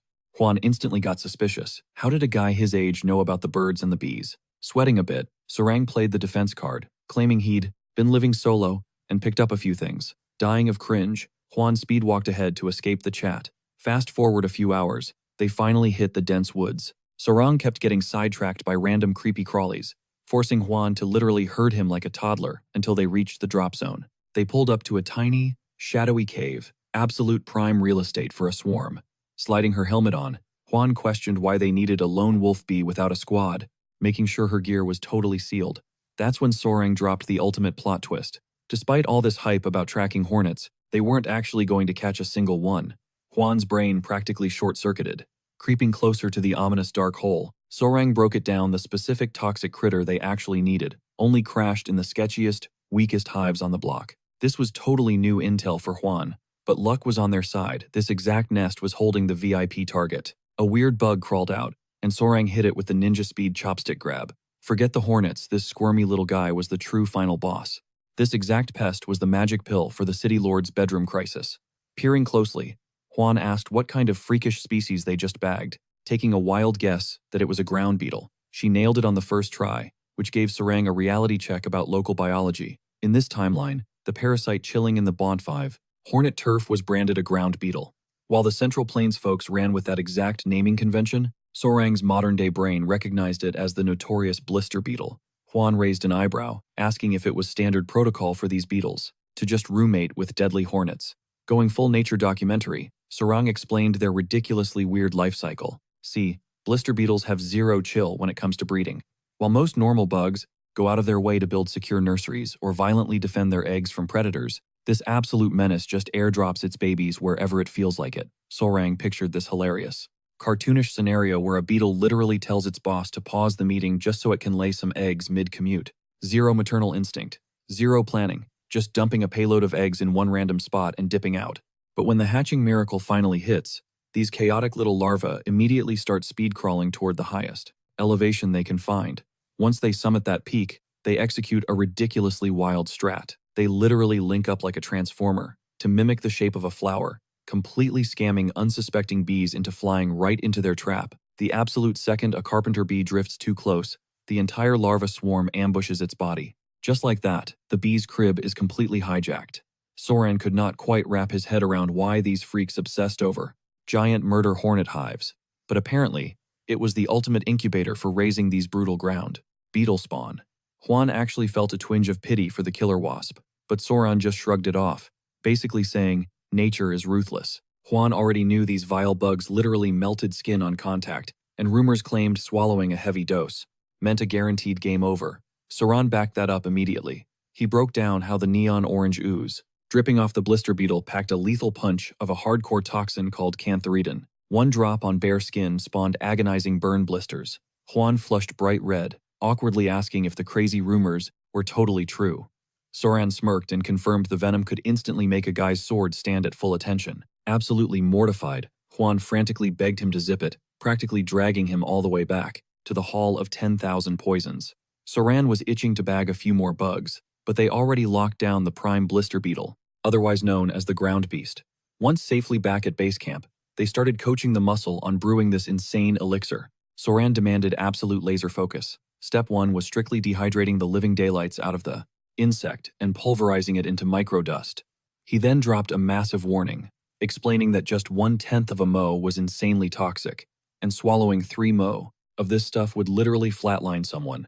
He broke down the terrifying math, showing that 3/10 of a mo per guan of body weight packed a straight-up 50% fatality rate. Because it was that wildly lethal, he commanded, the dosage to be capped at exactly 1/10 of a mo, which meant precisely 10 tiny droplets. For context, 1 mo weighed barely 3.75 milligrams, while a guan tipped the scales at 3.75 kilos. Flexing his brain that hard nearly short-circuited Soran completely. One of the heavy hitters peeled off his mask, totally shook. Admitting no one expected Soran to be an absolute math god, he promised the crew would follow the recipe, like it was pure gospel. Later that night under the moonlight, Juan and Wang were totally geeking out over how wildly insane it was that dirty ground bugs held that kind of raw power. Juan confessed, it made her completely rethink, utilizing raw toxins for the Tang family deadly toolkit. Wang nodded in total agreement. Then, Juan brought up Soran's insanely massive big brain energy. She replayed how he flawlessly calculated the exact chemical ratios, down to the micro weight of 10 measly droplets. Wang had to hand it to him, admitting that even though he considered himself a hardcore poison master, Soren was playing chess in a whole different league entirely. The more he observed the kid, the more obvious it became that this guy was an absolute cheat code. He nudged Juan, teasingly, asking if she was catching major feelings now. Juan lit up like a total tomato, quietly admitting she felt super guilty for judging him so harshly on day one. Wang patted her shoulder, telling her a solid comeback arc is what really matters. Juan then pivoted, wondering how on earth they were going to beta test this sketchy potion. Blushing fiercely, practically dying inside, she brought up how the side branch boomers kept running their mouths, calling Soran a completely reckless loose cannon. Cut to Soran, playfully tossing out the ultimate savage idea, suggesting the absolute best crash test dummies would be forcing those grumpy old clan elders to pop a tent. The sheer disrespect caught Juan totally off guard, but she absolutely lost it, cracking up. Fast forward to morning, intense tension choked the Grand Hall. The Boomer Council was radiating pure doubt. One of the enforcers slid Soran a slick wooden case, flexing how he completely leveled up the raw formula by blending the bitter lotus dust with premium honey to make it go down smooth. Soran was genuinely hyped by the 5-star service. He locked eyes with the guy, verifying if the lethal specs were followed flawlessly. The warrior gave a rock-solid nod. Still, the haters in the room kept whispering, highly suspicious of this so-called miracle cure. The head honcho slammed the brakes on the chatter, demanding, Soran dropped the ultimate proof that this stuff actually worked. Soran slapped on a beautifully fake gasp, acting totally stunned. The crusty elders doubled down hard, yelling that quality testing was strictly non-negotiable. One dude literally barked that they refused to ship unverified juice straight to the big boss of Sichuan City.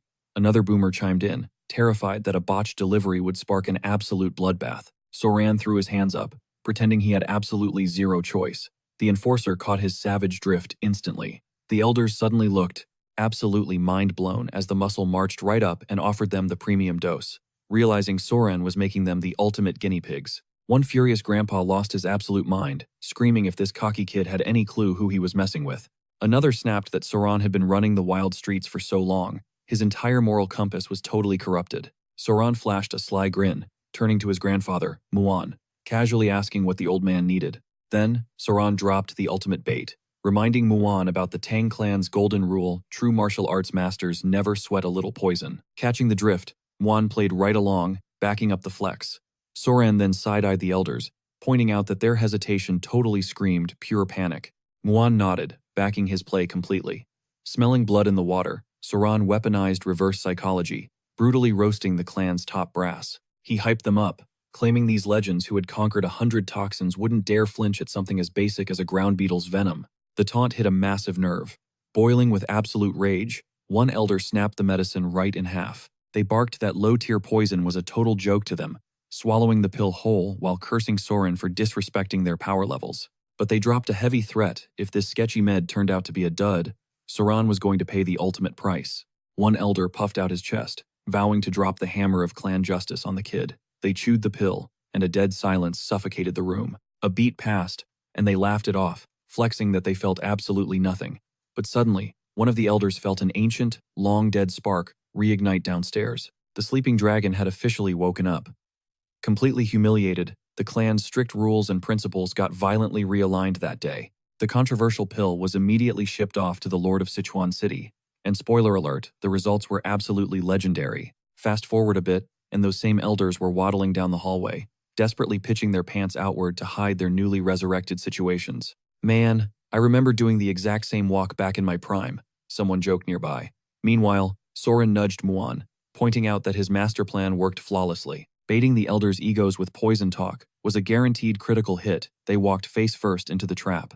Muan totally got it. For old dudes clinging to nothing but their massive pride, falling for that setup was purely inevitable. Still, the grandpa admitted their toxic ego came from genuinely caring about the clan's future, warning Soren to let go of any bad blood. At the end of the day, we are blood, Muan reminded him. Soran gave a slow nod, fully absorbing the lesson. Suddenly, the mood shattered. Juan sprinted toward them, her face pale, screaming that an absolute disaster had just dropped. Alarm bells rang as both guys whipped around, demanding answers. Panting, Juan blurted out that their children were acting completely unhinged. Soran's face turned completely red, his brain short-circuiting, while Muan's eyes went dark as he instantly grabbed Soran by the throat. The grandpa growled, demanding to know what she meant by children and when exactly this happened. Soran started sweating bullets, crushing the back of Soran's neck. Muan went full interrogation mode, screaming about secret kids before they even had a proper wedding ceremony. Freaking out, Huan scrambled to clear the air. She wasn't talking about human babies, she meant the spotted centipedes Soran had been breeding. 0 human babies involved. The sheer whiplash left Soran completely speechless, just staring into the void. Lately, he had been grinding so hard on his physical stat building that he dumped the bug babysitting duty straight onto Huan. The guilt hit him like a truck. He had totally ghosted his pets. Panicking that they were on the brink of death, he demanded to see them immediately. He reached out, assuming she had them stashed in her pockets. Huan shrieked, refusing to carry creepy crawlies on her body, leaving Soran deadpan once again. A few tense minutes later, they tracked down the 3 blue-spotted centipedes, but the bugs looked tragic, mud-brown, and barely hanging on to life. Rocking a bright red, hilarious handprint on his cheek from the previous misunderstanding, Soran locked his eyes onto the struggling creatures. Huan hovered nervously, wondering if they had face-planted off her clothes earlier, swearing they were totally fine just a couple of hours ago. But now, her anxiety was spiking. Their shells looked terrifyingly ashy, and she was terrified some deadly sickness was wiping them out. Taking a deep breath, Soran stepped in to calm her down, dropping some nature lore. The bugs weren't dying, they were molting. He broke down the science. Hard-shelled beasts like these little guys literally have to rip out of their old armor to level up, and that was exactly what was going down. Huan leaned in, asking if the shedding phase had already kicked off. Soran shook his head, predicting the transformation was about to hit any second. Right on cue, one of the tiny terrors started twitching violently before its sleek new head burst through the old crust. The squad just stood there, completely hyped. It was an absolute cinematic masterpiece watching the other 2 centipedes sync up and start shredding their old exoskeletons. They peeled out of their dusty shells flawlessly, stepping into the light. Huan's jaw dropped as she realized these bugs had basically doubled in size. She turned to Soran, asking what he had named his leveled-up pets. Reality hit him. He hadn't even bothered thinking of names yet.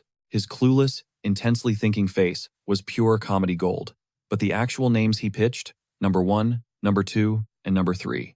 Huan immediately vetoed the garbage names, refusing to accept such disrespect. She dropped a major lore bomb. Mythical spotted centipedes were destined to evolve into actual dragons. Once they hit the 1,000-year survival mark, they demanded names dripping with ultimate dragon energy. Soran just scoffed. He mercilessly shut down the fantasy, claiming there was 0 chance a creepy ground bug was turning into a legendary dragon, even if it survived a millennium. But Muan slid into the chat with a knowing smirk, confirming the myth.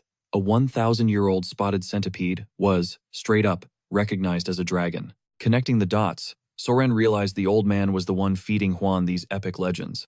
Wiping the smirk off his face, he finally locked in, brainstorming names truly worthy of future beasts. He locked in the names Nova, Mira, and Grace. Nova hit different, symbolizing a completely fresh start, while Mira gave off that sweet fragrance vibe. Grace, pure elegance and gentle energy. Huan absolutely obsessed over the names, totally cool with his choices since, traditionally, the dad holds the naming rights anyway.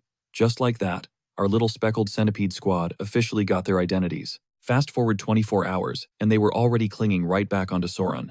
His skin still carried this weird, damp chill, but he could flex and move fine, even if it felt super glitchy.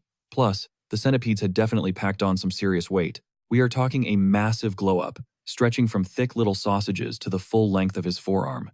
His regular hugs were getting way too cramped for them, so they just spiraled perfectly around his arms and waist, chilling hard while he laid back and snuggled up with his creepy cute crew. Suddenly, a conversation drifted over. 2 random dudes were walking right by his spot. One guy, flexing a totally stuffed bag of coin, laughed about how extra the Tang clan always acted. They hyped each other up to hit the local red light district, joking about how ridiculously easy this cash grab was. Soran's ears instantly perked up, totally hooked by their shady little chat. Cut to the main pavilion. Chelson walked in, dropping massive news. That wild medicine they shipped to the Sichuan city lord? An absolute game changer. The lord practically flooded them with praise, backing it up with a ridiculously heavy reward. Soran and Huan instantly lit up hearing the massive win. Chelson beamed, flexing pure pride over scoring such massive perks right after locking Soran in as his son-in-law. Our boy really pulled off a legendary feat. Soran just played it cool, genuinely hyped that he actually carried the team. Riding that high, Chelson suddenly offered him a straight-up magical elixir. Chelson knew framing it as a strict payout would make the humble dude decline, but he also knew his grandpa always hyped up elixirs for boosting raw internal energy. Juan immediately chimed in, demanding the specs on this potion.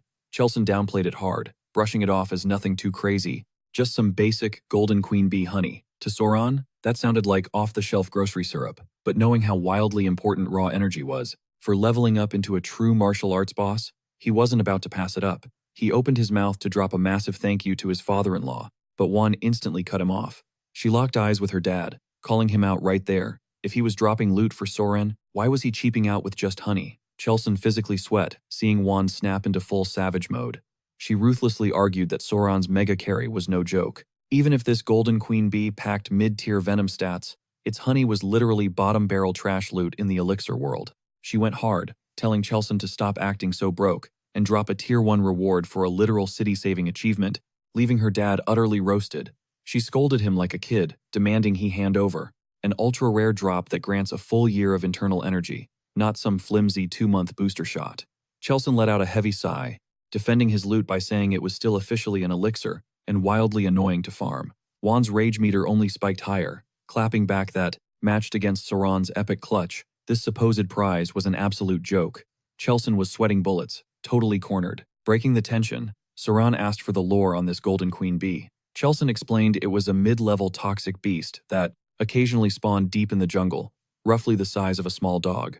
Rumor had it, chugging its honey, power-leveled your internal energy by a solid 2 months of hardcore grinding.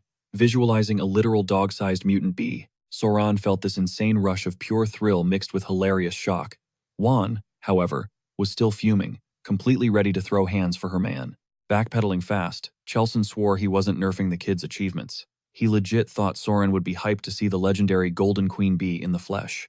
That instantly flipped a switch in Sauron's brain, hyping him up as he asked if his father-in-law was deadass sending him on a quest to face the beast, up close and personal. Boom. That was exactly Chelson's master plan. Deep down, Sauron took that as a VIP pass to go farm the honey himself. He used to pull crazy stunts exactly like this back in his YouTuber days, so his adrenaline was absolutely peaking.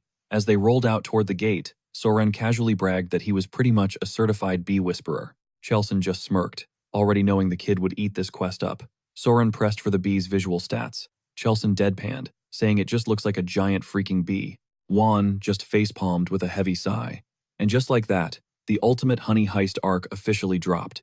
Chelson had hooked them up with premium, insider intel, so they figured this spawn point would be totally empty. Plot twist. The second they arrived, they walked straight into a massive turf war between 2 rival clans. Turns out, both factions got scammed into buying the exact same coordinates. One of the squads yelled out, asking if the rat who sold them the map had super trashy hair and a giant mole. The other gang instantly confirmed the exact same suspect, but fiercely warned they weren't backing down from the loot without a bloodbath.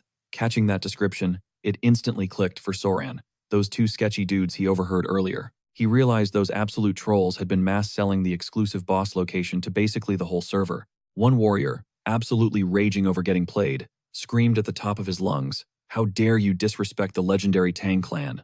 That raw, violent tone, plus dropping the Tang name, immediately sent a wave of cold panic through everyone else. So much for their chill, cinematic honey farming vlog. He morphed into a completely different beast before even stepping foot outside for his very first expedition. Chelson had drilled it into Soryong's head. Never forget your blood. Never forget you represent the legendary Tang clan. Soryong basically hit him with a confident nod, swearing he had it totally under control. Chelson shot a side-eye, prompting Soryong to follow his gaze. Boom. An entire squad of heavily armed guys stood perfectly lined up right in front of them. Chelson dropped the bomb. Soryong was the new boss. It was finally time for him to step up and actually learn how to run a crew. Soryong instantly panicked under the crushing pressure, aggressively insisting Hua-Un was the one who should be calling the shots. Chelson just cracked up, calling him absolutely clueless, and broke it down. Since Hua-Un was officially his partner, her flex naturally made Soryong the top dog of the entire group by default. Just hearing the word partner made Soryong's face turn beet red, but Hua-Un fully believed in him, swearing she had his back every single step of the way. Soryong had sworn he would give it his all, but fast forward to right now, trapped in absolute chaos, the dude was totally sweating bullets on his next move. He desperately turned to Wolfgang, the badass captain of the Poison Blood unit, begging for a tactical game plan to navigate this utter mess. He honestly debated if leaking their intel was actually the right play here. Wolfgang looked absolutely sick to his stomach at the mere thought of someone having the audacity to leak top-secret Tang clan info. Hua-Un backed him up, coldly pointing out that whoever pulled this stunt must have a serious death wish. Her terrifying killing intent flared up entirely as she interrogated how anyone dared to sell off secrets the Tang clan grinded so hard to secure. The rival martial artists instantly recognized her. Hua-un was the infamous poison flower, one of Murim's legendary 3 flowers. One dude totally lost his mind, seeing a direct Tang clan heir in the flesh, awkwardly rushing forward to desperately pay his respects. Claiming the Central Wind sect, he frantically clarified that they wanted exactly 0 beef with the Tang clan's business. He announced their immediate retreat. The Noble Origin sect quickly followed suit, biting their tongues as they backed off in defeat. The Jade Phantom Assassin dipped out next. Meanwhile, one guy violently swore to hunt down the rat who leaked the info and literally peel their skin off. Everyone scattered like roaches. Mind blown by the sheer flex of the Tang name, Soryong turned to Wolgang, asking if they were finally in the clear. Wolgang completely shut that down. He knew damn well these unorthodox scumbags wouldn't just pack up and quit that easily. He ordered them to set up a perimeter nearby and run guard rotations, convinced those rats were just lurking in the shadows, waiting for the perfect opening to strike. He barked an order at Gu Pai to scout out their exact hideout. Soryong was visibly stressed out, but Hua-un quickly cooled his nerves, promising him they absolutely had this in the bag. Honestly though, his brain was completely stuck on finding his golden bee. The squad went into stealth mode, ducking behind a massive boulder to spy on the swarm. Surprisingly, the terrifying bugs were incredibly cute, looking like they were rocking tiny fake fur coats. Dozens of them zipped in and out of the massive tree trunk. Soryong absolutely lost his mind fanboying over the golden king bees. Hua-un confessed she had never seen them in real life, totally shocked by how huge they actually were. To Soryong, though, they were just precious. Hua-un marveled at their insane fluffiness, and even the stoic Wolgang looked hyped about the massive find. But Soryong quickly realized the colony was on the smaller side, counting maybe a few hundred of them max, but given their absolute unit size, the math totally checked out. Hua-un got curious about their living situation. Dropping some heavy knowledge, Soryong explained that a basic bee colony, even a tiny one, usually packed anywhere from 5,000 to 7,000 bugs. Hua-un was totally mind-blown that he could calculate that without even cracking open the hive. Soryong just shrugged, explaining he could easily eyeball the numbers simply by tracking the traffic flow at the main entrance. Suddenly, a shadow dropped right behind them. Gu Pai was back from his stealth mission, confirming he had pinpointed the exact location of those unorthodox creeps. Wolgang instantly demanded coordinates. Gu Pai hesitated for a second, but just like Wolgang predicted, those rats had straight up pitched their tents right on the opposite ridge. They were just chilling for now, but the second anything popped off, they were 100% guaranteed to ambush them. Wolgang made the tactical call to hold out until pitch black to harvest the honey using a secret Tang clan technique. Intrigued, Soryong asked for the blueprints of this plan. Wolgang laid it out. They would torch mugwort leaves to create a massive smokescreen, completely sedating the swarm so they could safely secure the bag of honey. Soryong was hyped, calling it a genius strat. But Gu Pai totally burst their bubble, stressing that the wind was blowing dead straight at their faces, which basically threw a massive wrench in the operation. Soryong's brain went into overdrive, instantly cooking up a counterplay. Gu Pai raised an eyebrow, questioning if it was actually a big brain move. Soryong confidently explained that the headwind was actually a massive buff. It completely masked their human scent. Riding that adrenaline high, he decided to pull a quick solo stealth run straight to the hive. He was literally already sprinting when Hua-un violently yanked him back by the collar of his shirt, screaming at him that it was pure suicide, considering the golden queen bee was officially classed as a terrifying mid-tier venomous beast. But Soryong was an absolute fiend right now. He practically begged, swearing he just wanted to poke it exactly one time and bounce. But right as he was wrestling like a madman to break her iron grip, a stray rock got kicked loose, aggressively rolling directly into the hive. In a fraction of a second, their blood ran cold. They instantly knew they just totally screwed up. The whole hive just absolutely erupted. Huan snatched Soran up, and they bolted out of there like lightning. Afterward, they got chewed out hard for pulling such a reckless stunt. By the time night fell, Soran was still racking his brain for a backup plan. If they just sparked a fire against the wind, they'd end up boxed in between those sketchy, unorthodox factions and the murder hive. This golden queen bee? Total anomaly. Nothing like the bugs he was used to. These monsters could literally feel footsteps shaking the dirt from over 30 kilometers away, which is a massive flex even regular ground bees can't pull off. Huan eventually tracked him down, mentioning the kids just finished stuffing their faces and were itching to wander around, so she tagged along with them. Soran gave her a quick thanks, tossing the little guys a warning to stay out of trouble. Huan suddenly plopped down right next to him, totally throwing him off balance. She asked if he'd figured anything out yet, but he just mumbled about needing more time to study the swarm. She apologized for breathing down his neck, telling him to chill out and take all the time he needed without stressing. Ironically, her pep talk only dialed his anxiety up to an 11, but right then, she spotted a pack of monkeys throwing a massive fit across from the ancient tree. They were going absolutely feral. Suddenly, Soren grabbed her attention, asking if she caught that random sweet scent. Juan sniffed the air, and it instantly clicked for Soren it had to be pheromones. Panic hit him, and he yelled that they needed to dip immediately because those bees were gearing up for a bloodbath. Without hesitating, Juan snatched him up, launching herself into the air to get as much distance from that death trap as possible. She kept Soren dangled by his armpits as they watched an absolute nightmare flood right out of the nest. The swarm locked onto the fallen monkey, absolutely shredding the carcass to pieces. Seeing that raw carnage was a massive reality check for both of them. Mind blown, Juan had to know how Soren managed to predict the Golden Queen's strike, way before anyone even heard a single buzz. He pointed out the smell as the dead giveaway. Taking a second whiff, Juan finally picked up on this faint, floral magnolia vibe. Soren was honestly shook that her senses were sharp enough to isolate those specific pheromones. When he asked if she recognized that exact scent earlier, she nodded, confirming the whole magnolia thing. Hitting that eureka moment, Soren burst into full-blown maniac laughter, completely oblivious to the fact that his hands were resting on her shoulders, which definitely made Juan's face turn bright red. Flashing a ridiculously villainous grin, Soren announced he just cooked up the ultimate master plan to wipe out those unorthodox goons hunting their golden bees. Cutting away to the enemy camp, dudes from all these random rival clans were just chilling around a massive bonfire, acting completely unbothered. They were downing booze, shoving meat into their faces, when one guy suddenly brought up the Tang clan, wondering when they'd finally show up to snatch the honey. Another guy scoffed, saying it was a total coin toss. Just 3 days ago, the Tang squad was making noise everywhere, but now, pure radio silence. Someone threw out a theory that they were probably about to make their move, while another dude just shrugged, basically hinting that chaos could drop at any second. Then, one skeptic in the back started questioning if these hives were even worth all this hype. Getting instantly triggered, another guy roasted him, asking if he'd been living under a literal rock his whole life. He broke it down for him. Candles crafted from golden bee wax aren't just fancy, they are top-tier luxury items used strictly by the imperial family. Their whole game plan relied on the Tang clan taking the honey and ditching the rest of the combs, leaving a massive payday right on the table for them to scavenge. But honestly, their real endgame was way darker than just stealing scraps. They had some deeply messed up plans lined up once the Tang clan was out of the picture.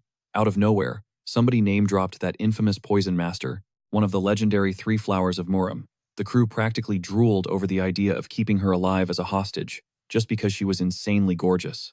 Their absolute creep energy was off the charts. They were hyping each other up over this twisted fantasy, even joking about which one of them would score the ultimate flex and become the Tang clan's new son-in-law. But mid-laugh, the whole camp froze. One dude caught a weird whiff of something sweet cutting through the smoke. Being completely delusional, they just assumed it was the poison flower herself, figuring her natural perfume was just as intoxicating as the rumors said. But before they could even blink, a deafening hum drowned them out. They glanced up, completely paralyzed as a massive shadow formed right above them. Pure nightmare fuel gripped their souls when reality finally hit. An apocalyptic swarm of golden bees was dive-bombing straight for their camp. Pure chaos broke out as the men scattered like roaches. The swarm showed zero mercy, ruthlessly hunting them down and leaving them screaming in agony on the dirt. Painted straight through their camp was the exact bait mixture that triggered the bug frenzy. Tucked safely away in the bushes, Soren, Juan, and Wolfkan were kicking back and enjoying the show. Juan and Wolfkan were literally jaw-dropped, watching this lethal cloud of stingers lock onto one hyper-specific target area. Utterly baffled, Juan demanded to know what kind of dark magic Soren just pulled, because there was no way regular floral scents could trigger this level of biblical rage. Smirking, Soren flexed that he basically hit the ultimate aggro button, using the oldest trick in the book. Still trying to process it, Juan pointed out that all he did was mash up some random flowers and fruit, splashing the juice everywhere like a chaotic bartender. Soren laid down the facts, explaining that this specific scent was basically a kill order. He broke down the science, detailing how pheromones act as invisible chemical triggers. Think of it as nature's group chat for bugs, especially for hive-mind insects like ants and wasps, who literally depend on these chemical signals to survive. The specific pheromone Soren just dropped was the exact same trigger that killer bees unleash to signal a full-blown attack: isoamyl acetate. Mind blown, Juan asked if those magnolias were pumping out the exact same scent bees used to declare war. But honestly, Soren was way more hyped. by the fact that Juan actually recognized the smell.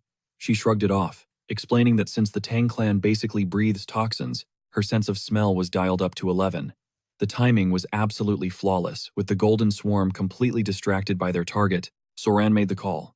It was time to raid the hive and secure the bag, or in this case, the honey. They crept up like ghosts. Soren clutched a sketchy makeshift smoke bomb wrapped in leaves. Wolfgang instantly threw out a warning, stepping up to take the front line because of the insane risk. Stepping inside, their jaws practically hit the floor at the sheer scale of the colony. It was ridiculously massive. The giant honeycombs dangled from the ceiling like a massive, dripping golden chandelier, giving off some serious final boss room energy. By some miracle, the swarm had completely ditched the base, leaving the door wide open for Soran, Juan, and Wolfgang to sneak in. But Soran's eyes narrowed. Something was totally off. There was not a single drop of honey. Tripping out over this, Wolfgang scanned the glowing cells and confirmed the harsh truth. They were bone dry, exactly like Soren had guessed. The whole vibe was super unsettling. Taking another look around, Soren realized there was not a single egg in sight either. Wolfgang shot him a look, asking if the missing brood had something to do with the ghost town pantry. Breaking it down, Soran explained that the swarm had been packing their bags to migrate this whole time. That is exactly why they chugged their entire honey stash and were literally carrying it in their guts. He dropped his theory. Having way too many noisy humans stomping around the area totally spooked the hive into relocating. Backing him up, Juan pointed out that when a colony hits the road, the queen straight up cancels egg production, since nobody is around to babysit the larvae. But right at that moment, Soran's gaze snapped to a dark, suspicious corner of the chamber. He caught a glimpse of an insanely thick, oversized stinger poking out. Whipping his head toward Wolfgang, he deadpan asked how long the guy could spam his movement abilities without passing out. Wolfgang did the math and figured he could probably sprint for a solid 12 hours if he paced himself. Soran just hit him with absolute silence, which instantly sent Wolfgang's anxiety through the roof. Out of nowhere, Kupai crashed the scene, screaming a massive red alert. The Golden Death Squad was pulling up, and he begged Soran to dip right that second. No hesitation, they instantly broke into a dead sprint. Wolfgang yelled at Soran to drop everything and just get out of the danger zone, sweating bullets. Juan literally snatched his collar, dragging him forward to pick up the pace. Kupai was losing his mind, screaming at the top of his lungs to bail. Right freaking now, the tension was absolutely suffocating. Fast forward a bit, and by some insane stroke of luck, they actually made it out alive. Juan let out a massive sigh of relief, thanking the heavens they beat the swarm. But just as she opened her mouth to celebrate their survival, her eyes locked onto a weird bulge in Soren's jacket. Catching her stare, the dude smoothly unzipped his coat to flex his secret loot. Poking out was the twitchy little head of a massive insect. Dropping his voice, he casually announced he had literally kidnapped the Golden Bee Queen. Since the honey bank was empty, he straight up stole the VIP who prints it. The second those words hit their ears, the entire squad's souls left their bodies. All the color drained from their faces as cold sweat started pooling on their foreheads. The royal bug let out this weirdly cute chirp, while Soran, flashing an absolute menace of a grin, calmly informed Wolfgang that millions of angry drones were about to realize their mom was gone and go on a relentless murder spree. Yet, zero panic from our boy. He actually looked hyped, gently petting the abducted queen like a Bond villain before casually telling them to run for their lives. And just like that, the most chaotic, high-stakes marathon began. Wolfgang hoisted Soren onto his back like a backpack, and they blitzed out of there at supersonic speeds. The royal hostage was tweaking out, but Soren went into full whisper mode, promising to hook her up with a chill, private crib. Fast forward a few brutal days, into this insane death race for some sweet nectar. The crew was literally burning their engines out, pushing way past their physical limits, running on zero sleep and spamming every single movement technique in their arsenal. By the time they finally crashed at their safe zone, they were hacking up their lungs, completely drained. Half the roster from the Dan and Blood unit had already dropped out of the lobby. Huffing and puffing, Soren swore to himself he would demand a tutorial on movement arts the second they got home. Suddenly, mid-sprint, one of the fighters wiped out hard, and someone yelled out that they had just lost another man. The poor dude eating dirt was Gangurin from the Dan and Blood unit. Bro looked like an absolute zombie on the floor, massive dark bags under his eyes, drooling and dripping snot everywhere. Soran looked just as cooked, but he clung to this one shred of hope. Put enough miles between the kidnapped queen and her hive, and the swarm's tracking radar would completely jam. Wolfgang's mental health was hitting rock bottom, desperately asking if they were actually going to survive this. Soran totally dodged the question. Cut to 3 days later, another exhausted fighter face-planted into the mud, violently apologizing for capping out. Honestly, Soran was starting to seriously stress over Wolfgang, and so was Juan. He made the executive call right then and there. The giant bug was going to be Sarang's personal ride, even though the kid instantly protested, insisting he could totally sprint on his own. Even while looking completely drained and running on 1% battery, the exhausted boy shyly swore he could keep up with the squad. Tang clan members? We do not do quitting. That was the vibe. Cut to the massive gates of the Tang estate. 2 sentries on duty catch movement in the shadows. Wait, is that the young lady? Hua and Soran, literally using each other as crutches. They stumble forward, looking completely wrecked, leaving the guards absolutely speechless. Panic mode activated. They immediately sound the alarm for the main family. Hearing the absolute chaos, Juan and Chelson sprint outside. Their jaws drop to the floor. The duo looks like they just survived a war zone. Hua is literally running on fumes. Chelson gently pulls her into his lap, channeling healing energy while glaring daggers at Soran. "What did you do?" he barks. Soran throws his hands up in a chill motion. He explains that Hua's energy core is just drained from spamming high-speed movement arts for 10 straight days with 0 breaks. But there is absolutely 0 time for a debrief. He frantically tells the crew they need to sprint to the training grounds, like, right now. Juan is looking at him like he is crazy, until Soren pulls a literal queen bee out of his jacket. He drops the bomb. The rest of the swarm is right behind them. Target destination?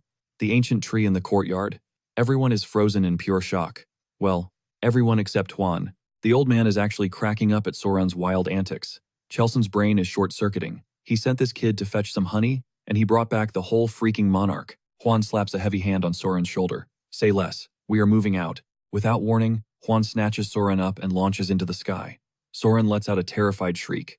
The elder is blasting forward at insane speeds, but Soran keeps screaming his lungs out. The elder yells over the wind, asking what his deal is. Soran points frantically. "The swarm is inbound." Juan spots the massive black cloud of insects and asks, "Wait, you brought the entire squad?" The ancient tree is finally in sight. Time to hit the gas. Soran's fragile body is practically tearing apart from the G-force, but Juan's iron grip keeps him from turning into roadkill. Touchdown. They hit the dirt in front of the ancient tree. Soran steps up, presenting the massive trunk to the Golden Queen. "Welcome to your new luxury estate," he tells her. He gently releases her into the air. Pretty sick setup, right? The queen gives a low, vibrating buzz. It is almost like she is nodding. She circles the bark, doing a full inspection before giving Soren this super hyped look. Like, "Okay, human, you cooked." Soren silently prays she is actually vibing with it. Juan taps his shoulder. Time to bounce. The rest of the Air Force is making their final approach. The entire clan watches in awe as a massive shadow covers the sky. The swarm is here. The Golden Queen lets out a piercing command. Hearing their boss, thousands of bees dive bomb straight into the ancient tree. Juan just shakes his head, mind totally blown. In all his decades alive, he has never witnessed a flex quite like this. Boom. Mission passed. The Golden Queen has officially been secured. Fast forward a bit. Picture this. Giant, dog-sized killer bees casually sipping on sugar water like it is an iced latte. They are completely drained, chugging the sweet stuff to recharge their stamina. Hey, you know what they say, the fastest way to anyone's heart is through their stomach. Free food equals instant friendship. And thankfully, this universe actually has its own version of refined sugar, so the bribery worked flawlessly. Soran is crossing his fingers that this all-you-can-drink buffet stops them from stinging the clan to death. Best case scenario, these terrifying bugs finally accept him as their supreme boss. Out of nowhere, Soran slaps his forehead. He forgot something huge. Chelson and Juan side-eye him hard, bracing for the worst. Now what? Sweating bullets. Soran stammers. Where is Hua?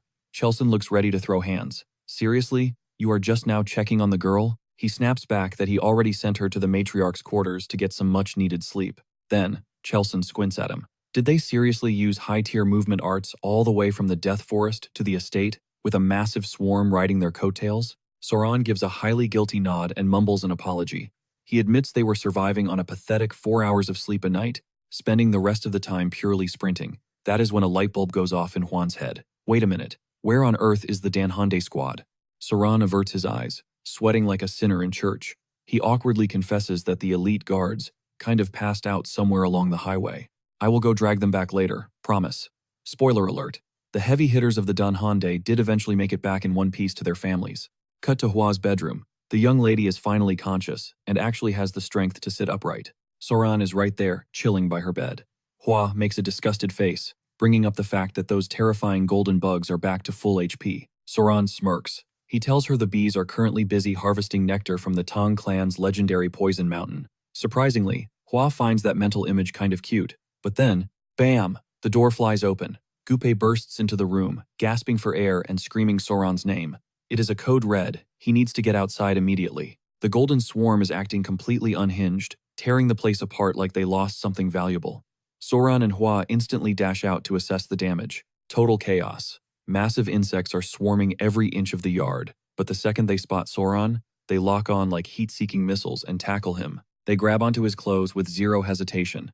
Soran is flailing, totally bewildered. The bugs pull so hard they literally hoist him into the air. Hua is dead silent, watching Soran levitate. He is being carried off by a cloud of bees, legs locked straight, and arms stuck out in a perfect, rigid T-pose. It is genuinely the most hilarious, absurd thing you could ever witness. Finally, the buggy Uber drops him off. Dusting himself off, Soran demands to know why they are freaking out around the hive. His spidey senses are tingling. Something is definitely off. The giant bees just nudge him gently in the back. They are basically shoving him toward the entrance, practically begging him to step inside and see for himself. He noticed the hive was already coming together, with the swarm grinding hard to stash that honey. Then, the VIP rolls up the queen bee herself. Soran just casually holds out his hands. He asks if she wants an upsy-daisy, but boom, total lockdown. The swarm swarms him, pinning his limbs so he literally cannot budge. One cheeky little guy even pinches his face. He stares at the queen. Gotta hand it to her. She is giving total elegant, majestic vibes. Props to the artist for that top-tier character design. But then, she closes her eyes and zooms straight for his face. Panic mode activated. Before he can even dodge, she plants a massive kiss right on his lips and shoves something inside his mouth. Pure reflex takes over, and he gulps it down. Instantly, his buggy bodyguards back off and let him go. The queen finally pulls back. Soran's face is burning up, turning completely cherry red. Absolutely mortified, he screams at this literal insect that she just stole his first kiss. Like, what on earth was her problem? But then, the glitch happens. He drops to the dirt, clutching his head as mind-numbing agony just fries his brain. What in the world did she just force-feed him? Looking up, the queen is just hovering there, looking mad, mysterious. These giant mutant bees just watch him writhe in the dirt like a glitching NPC. A blazing red aura erupts around his body, radiating pure, scorching heat. It is not just pain, it is this insane, skin-crawling itch from the inside out. The heat is suffocating, making him drool and grind his teeth while sweat absolutely drenches his clothes. His heart is redlining, pumping like it is literally on fire. Fighting through the hellish pain, he reaches a trembling hand toward the queen, managing to choke out one last, desperate question about what she made him swallow. And boom, lights out. In the dark void of his mind, he hears his name. It is Juan, frantically asking her grandpa what is wrong. The old man strokes his beard, tapping into that veteran wisdom, and casually drops that Soran must have swallowed some crazy, overpowered elixir. Hearing that, Soran's consciousness completely dips again. Juan instantly channels her chi to stabilize him. Fast forward, and Juan is playing nurse, gently wiping his sweaty face with a warm towel. Looking like an absolute mess with bedhead, Soran blinks awake and asks where he spawned. She tells him he is safe in the clan's infirmary. Fixing his hair, she spills the tea. They saw him literally getting dragged away by those massive golden bees. She and her grandpa sprinted to the hive, found him completely knocked out, and carried him back. She asks if he remembers anything from the chaos. Soran just lets out this massive sigh and facepalms so hard. He cannot stop cringing over losing his first kiss in this world to a bug. Juan totally catches that weird look on his face. She leans in, asking if his body is still glitching out or feeling weird. She even offers to grab her grandpa. Soran just stares at his hands, sighs, and tells her not to stress. He drops the bomb that the queen force-fed him her own personal stash, which is definitely what triggered his whole system crash. Totally invested now, Juan asks what the heck he ate. Soran shrugs, saying he does not know the official lore drop name, but he would dub it the Bee King's elixir. Juan's eyes light up with a smile. Soran breaks it down, explaining that the basic worker, bees just grind for regular nectar and pollen to survive. That basic mix is strictly for the grunts doing the heavy lifting. Hooked on the story, Juan asks what the VIP queen actually eats then. Soran deadpans that the queen literally only feasts on that premium Bee King's elixir, custom brewed by the workers, from the second she spawns until she dies. Long story short, the stuff she aggressively shoved down his throat was straight up royal jelly. It finally clicks in Juan's brain. This was the ultimate god-tier item meant only for the royalty. But Soran is not done, he teases that this elixir comes with a crazy hidden buff. Shook, Juan waits for him to drop the rest of the stats. Soran lays it out. A regular worker bee clocks out after about a month and a half. But the queen, running purely on that elixir, lives 60 times longer. He asks her if that is not just an absolutely insane stat boost. Her brain basically short-circuits. Juan tells him to take a breath because that is way too much lore to process at once. Exhaling, she admits she finally gets it, and the puzzle is solved. She points out that Soran's current cultivation build, the 5 poisons return technique, is just a low-tier starter pack. Because he is running on beginner hardware, his body bottlenecked and could not absorb that massive XP drop. However, since the base golden, bee honey naturally packs 2 months of pure internal energy. Hitting that times 60 multiplier meant he literally just bagged 10 whole years of internal energy. She hypes him up for the insane RNG luck. Soran finally feels that power surging as the thought of 10 years of power just echoes in his mind. Meanwhile, Juan gets super shy, awkwardly twisting her hair, and tells him he might want to go check the silver mirror. Avoiding eye contact and totally blushing, she hints that maybe the elixir. Wondering what kind of crazy side effects the queen bee juice packed, Soran scratched his cheek. He grabbed a silver mirror, peering into the glass. Wait a minute. His reflection stared back, glowing with literally flawless, glass-like skin. Prodding his cheeks, he dead-ass wondered if royal jelly always came with a built-in skincare routine. The texture was unreal, insanely soft and ridiculously smooth, almost feminine. As his fingers traced his jawline, a terrifying thought hit him. This was the ultimate queen's food. What if it triggered some unwanted biological changes? Pure panic started bubbling up in his chest. Did he just morph into a girl? Glancing around the empty room to make sure the coast was clear, his heart hammered against his ribs as he peeked down his pants. He collapsed onto the floor, letting out a massive breath. Thank God. The family jewels were safe and sound. Sprawled out on the floorboards, reality crashed over him. Juan had warned him earlier, if the old man hadn't stepped in to channel his chaotic energy, things would have gone fatally wrong. A heavy wave of gratitude washed over him. He literally just dodged the Grim Reaper. Stepping out of the infirmary, he strolled through the clan courtyard, only to find eyes glued to him from every direction. Why was everyone hitting him with that intense, weirded-out stare? Was it because his inner aura leveled up? The non-stop whispering and heavy side-eyes were making his skin crawl. Pushing past the low-key giggling crowd, he broke into a total sprint. He finally crashed at the clan's dining hall, throwing a quick glance through the doorway. Inside, the whole squad was gathered. His future father-in-law, his fiancée, her mom, and the elder, all sharing a massive feast. His mother-in-law locked eyes with him instantly. Smirking, she hyped up how insanely handsome her son-in-law was looking, and asked about his health. He bowed respectfully, brushing it off with a quick, "I am all good," before dropping an apology for giving them a heart attack.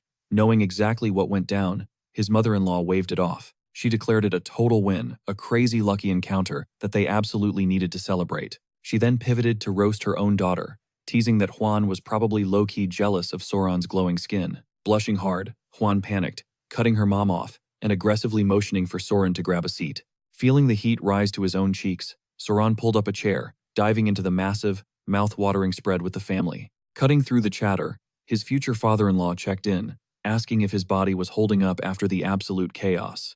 Nodding firmly, Soran confirmed he was 100% okay, throwing out another apology for the massive scare. He then locked eyes with the elder, pouring out pure gratitude for pulling him back from the brink. Muan flashed a knowing grin, praising his insane luck. Catching the vibe that the entire table was dying for the tea, his father-in-law finally demanded the full story. He admitted he caught some whispers about this legendary queen bee elixir over drinks, but he needed the uncensored director's cut. Pausing, Soran awkwardly rubbed the back of his neck.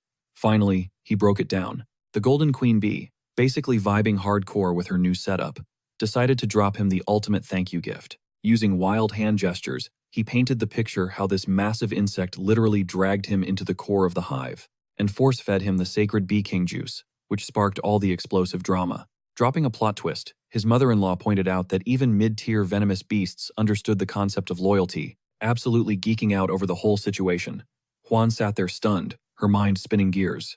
Before she asked the million-dollar question, was there any glitch in the Matrix to farm more of that god-tier nectar? Because if they could pull that off, it would be an absolute game-changer for the entire clan's power scaling. Chiel Song chimed in, dropping facts that just the basic golden honey was a legendary drop, but the queen's personal stash?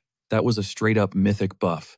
Completely hyped up, his mother-in-law slammed her hands on the table, begging him to secure another batch. The entire dinner squad stared at her, totally thrown off by her hardcore fangirling. Catching the fever, Juan doubled down, practically pleading to know if a restock was possible. Soran zoned out, running the calculations in his head. If they were dealing with basic mob-tier bees, they could just forge some fake queen cells. and hack the workers into dropping royal jelly. But these golden bees were insanely high IQ. Any fake out would get instantly exposed, leading to absolute zero-tolerance destruction. Plus, regular royal jelly is just worker-crafted baby food. The stuff flowing through his veins came straight from the queen herself. He started tripping out, wondering if he even swallowed the same chemical compound. The deeper he analyzed it, the more the math wasn't mathing. Sighing, he decided to just drop the harsh truth. He looked them dead in the eye and shattered their hopes. Farming more of that nectar was completely impossible. That instant buzzkill made Muan and his mother-in-law demand a reason. Soren explained that even if they managed to snatch another dose, he highly doubted anyone would actually stomach the process of taking it. Raising an eyebrow, Chulsang leaned in, asking if the stuff tasted like actual garbage or smelled toxic. Dead serious. Soren stared blankly ahead. He told them the taste and the smell weren't even the real issue here. A cold shiver wrecked his spine as he dropped the ultimate bombshell. That legendary Bee King elixir, it gets harvested straight from the queen's mouth, and there is only one twisted way to extract it. Total, direct physical contact. He spelled out the unhinged method. You literally have to lock lips with the queen and let her transfer the nectar right onto your tongue. Dead silence swallowed the room. Everyone just froze. Breaking the tension, Mu Young practically screamed out of his mind. Locking lips with a giant bug, his mother-in-law completely short-circuited. Chiel San looked like he had seen a ghost, quickly doing the math and declaring that scoring any more of that mythical juice was a lost cause, unless our main guy stepped up, since he was obviously the queen bee's absolute favorite. Anyone else trying that would instantly meet their maker. Suddenly, it clicked for his fiancée. Her chopsticks hit the table with a clatter. A terrifying, murderous shadow darkened her face as she demanded answers. You made out with it? Her voice dropped below freezing, radiating pure killing intent as she hissed his name. The terrifying realization hit that her man actually swapped spit with a monster. Cut to the dead of night. Moonlight spilled across a quiet river, illuminating an isolated temple. A heavily scarred hand gripped the windowsill, watching the dark waters. This was the absolute apex predator of the Martial Alliance, Fist Emperor Yu Young Hak. Deep in his own head, a sudden knock snapped him back to reality as someone announced a fresh brew of tea. This caught the big boss off guard, pulling him from his trance to wave them inside. A stunning maid gracefully stepped in, presenting a steaming pot of Qishan white tea. That specific blend totally piqued the Emperor's interest. He took his seat, eyeing the delicate porcelain, noting out loud that this was the signature drink of his hometown.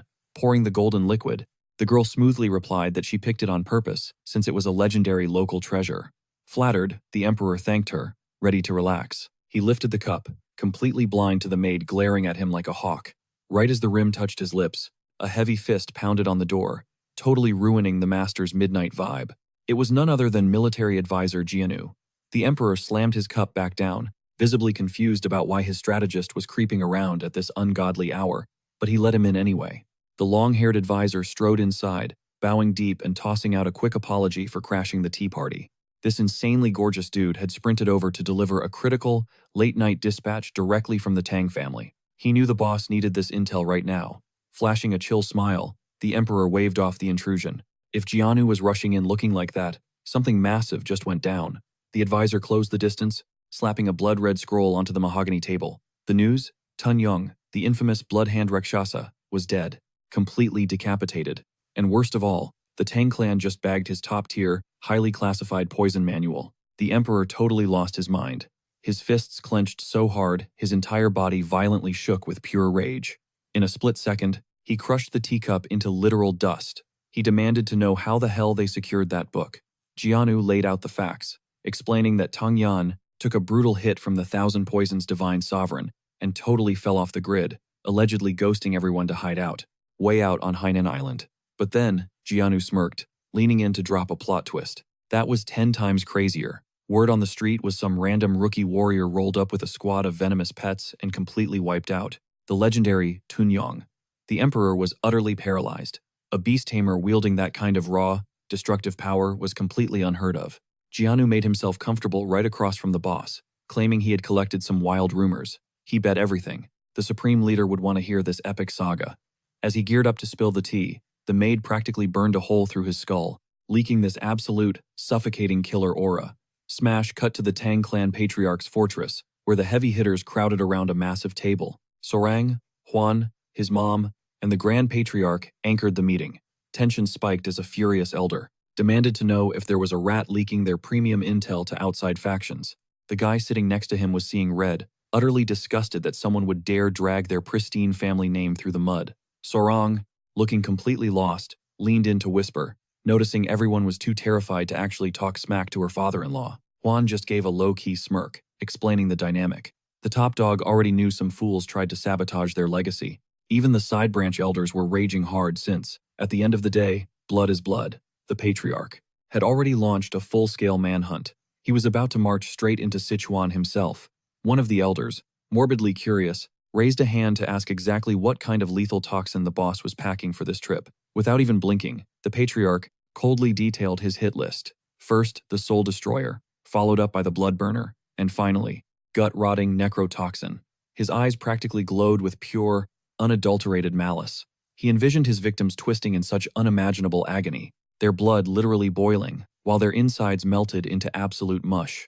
Right as their very souls teetered on the edge of getting completely wiped out, he would drop the ultimate finisher, the 7-step soul-snatching venom. Talk about a god-tier lethal cocktail. The patriarch wasn't wasting a single second. He immediately barked an order at his right-hand guy to mobilize the Poison Annihilation Squad. A quick nod, and boom, the entire squad materialized right outside the temple. Just a menacing crew of masked, hooded reapers ready to ride out. The patriarch gave his son-in-law a firm look, telling him to stay frosty and promising a super quick return.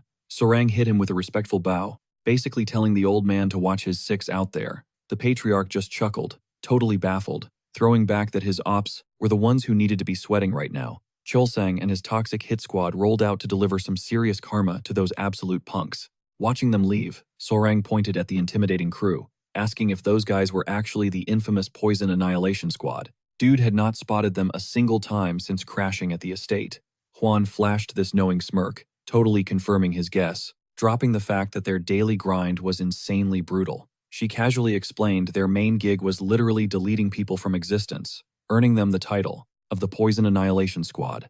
Sorang stood there, low-key shook, mentally questioning if straight-up assassination actually counted as a regular hard job. Right while they were zoning out, a loud, fake cough snapped them back to reality. Enter the Tang clan elders. Sorang and Juan immediately dropped into respectful bows. The old geezers subtly probed if our boy had stumbled into some crazy OP power-up lately. Sorang gave a quick nod, but his brain was working overtime. He honestly had zero clue if these guys were secretly hunting for the Golden Queen Bee. Plot twist. Reality was completely different. The elders were actually sweating bullets, acting super sus because they came to beg for a favor. Piqued, Sorang told them to spill the tea. He straight up asked if maybe this whole favor thing was tied to the royal bees.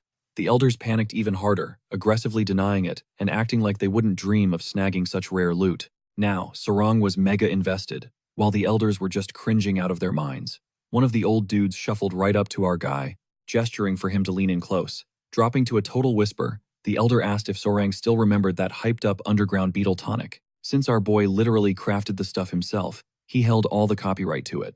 Smirking like an absolute boss, Sorang whipped out the stamina potion and started casually juggling the bottles. He was honestly fitting into this ruthless clan perfectly right now. If these top-tier boomers backed him up on clan matters, he would happily be their plug for the goods. The elders busted out, laughing, swearing they would have his back unconditionally moving forward. Juan watched this shady deal go down, totally disappointed. Suddenly, the Grand Patriarch stepped out, catching the elders, cracking up like a bunch of high schoolers. Right as our MC was about to hand off the highly coveted beetle stash, the Grand Patriarch demanded to know what the massive joke was all about. The elders, absolutely panicked, launching into this super awkward dance to play it cool, claiming it was just some wholesome bonding time. Wildly enough, the bluff totally worked. The Grand Patriarch bought it hook, line, and sinker, assuming they had finally recognized Sorang's insane value to the clan. Juan was silently fuming, basically losing her faith in humanity. Right at that exact second, a scout slammed the doors open, screaming that things had gone horribly wrong. The vibe instantly shifted to pure suspense as the big boss demanded the sitrep. Gupai dropped the ultimate bomb. The Lord of Sichuan was literally at death's door. The second those words dropped, the entire room spiraled into utter chaos and sheer panic. Sorang quickly stepped up, asking if the guy had actually followed the dosage instructions, and Gupai swore up and down that he did. But here was the crazy kicker. After experiencing the insane buffs from the tonic, the Lord decided to bring in a brand new concubine and literally chugged more than double the safe limit Sorang had specifically warned him about. Cold sweat started dripping down our MC's face, just picturing the absolute train wreck of side effects. The Grand Patriarch let out a heavy sigh, stepping up to go handle the messy situation personally. With Sarang being the absolute last dude standing at the estate, the boss handed him the VIP quest of guarding all the women. Our guy saluted the departure, completely locking in for his guard duty. Once the boss dipped out, Sarang completely chilled out, assuming the base was entirely secure. Cut to several hours later, pitch black nightfall. Sarang and Juan were just vibing on a bench. She casually quizzed him on his progress with the dual origin of 10 Poisons art that he had been grinding lately. He just shrugged, admitting the learning curve was not nearly as brutal as it was on day one. He broke it down if the 5 Poisons return technique felt like a massive wrecking ball rolling right through your veins. This new 10 Poisons art hit way different, basically acting like a perfectly tuned twin-cylinder engine revving up inside him. Hearing that, Juan immediately clocked that our boy must have completely built up a crazy immunity to basic street-level toxins. Plus, she dropped some exclusive lore. He could now blast his internal chi outward or straight up enchant his weapons with it. Sarang's jaw literally hit the floor. The hype was way too real. He was absolutely itching to test drive this new skill tree. They quickly set up a straw training dummy. Sarang locked in. He whipped out a dagger, shutting his eyes to lock in entirely. This insane, neon green aura started flaring up all around him. Step 1 was channeling his inner chi from left to right, then spinning both energy spheres in sync. Once that raw ki pumped through his veins, his eyes snapped open, and he launched the blade with absolutely terrifying force. The weapon flashed like a literal lightning bolt, shredding the straw dummy like paper. Sarang was totally hyped. His fiancée even gassed him up for perfectly infusing his ki.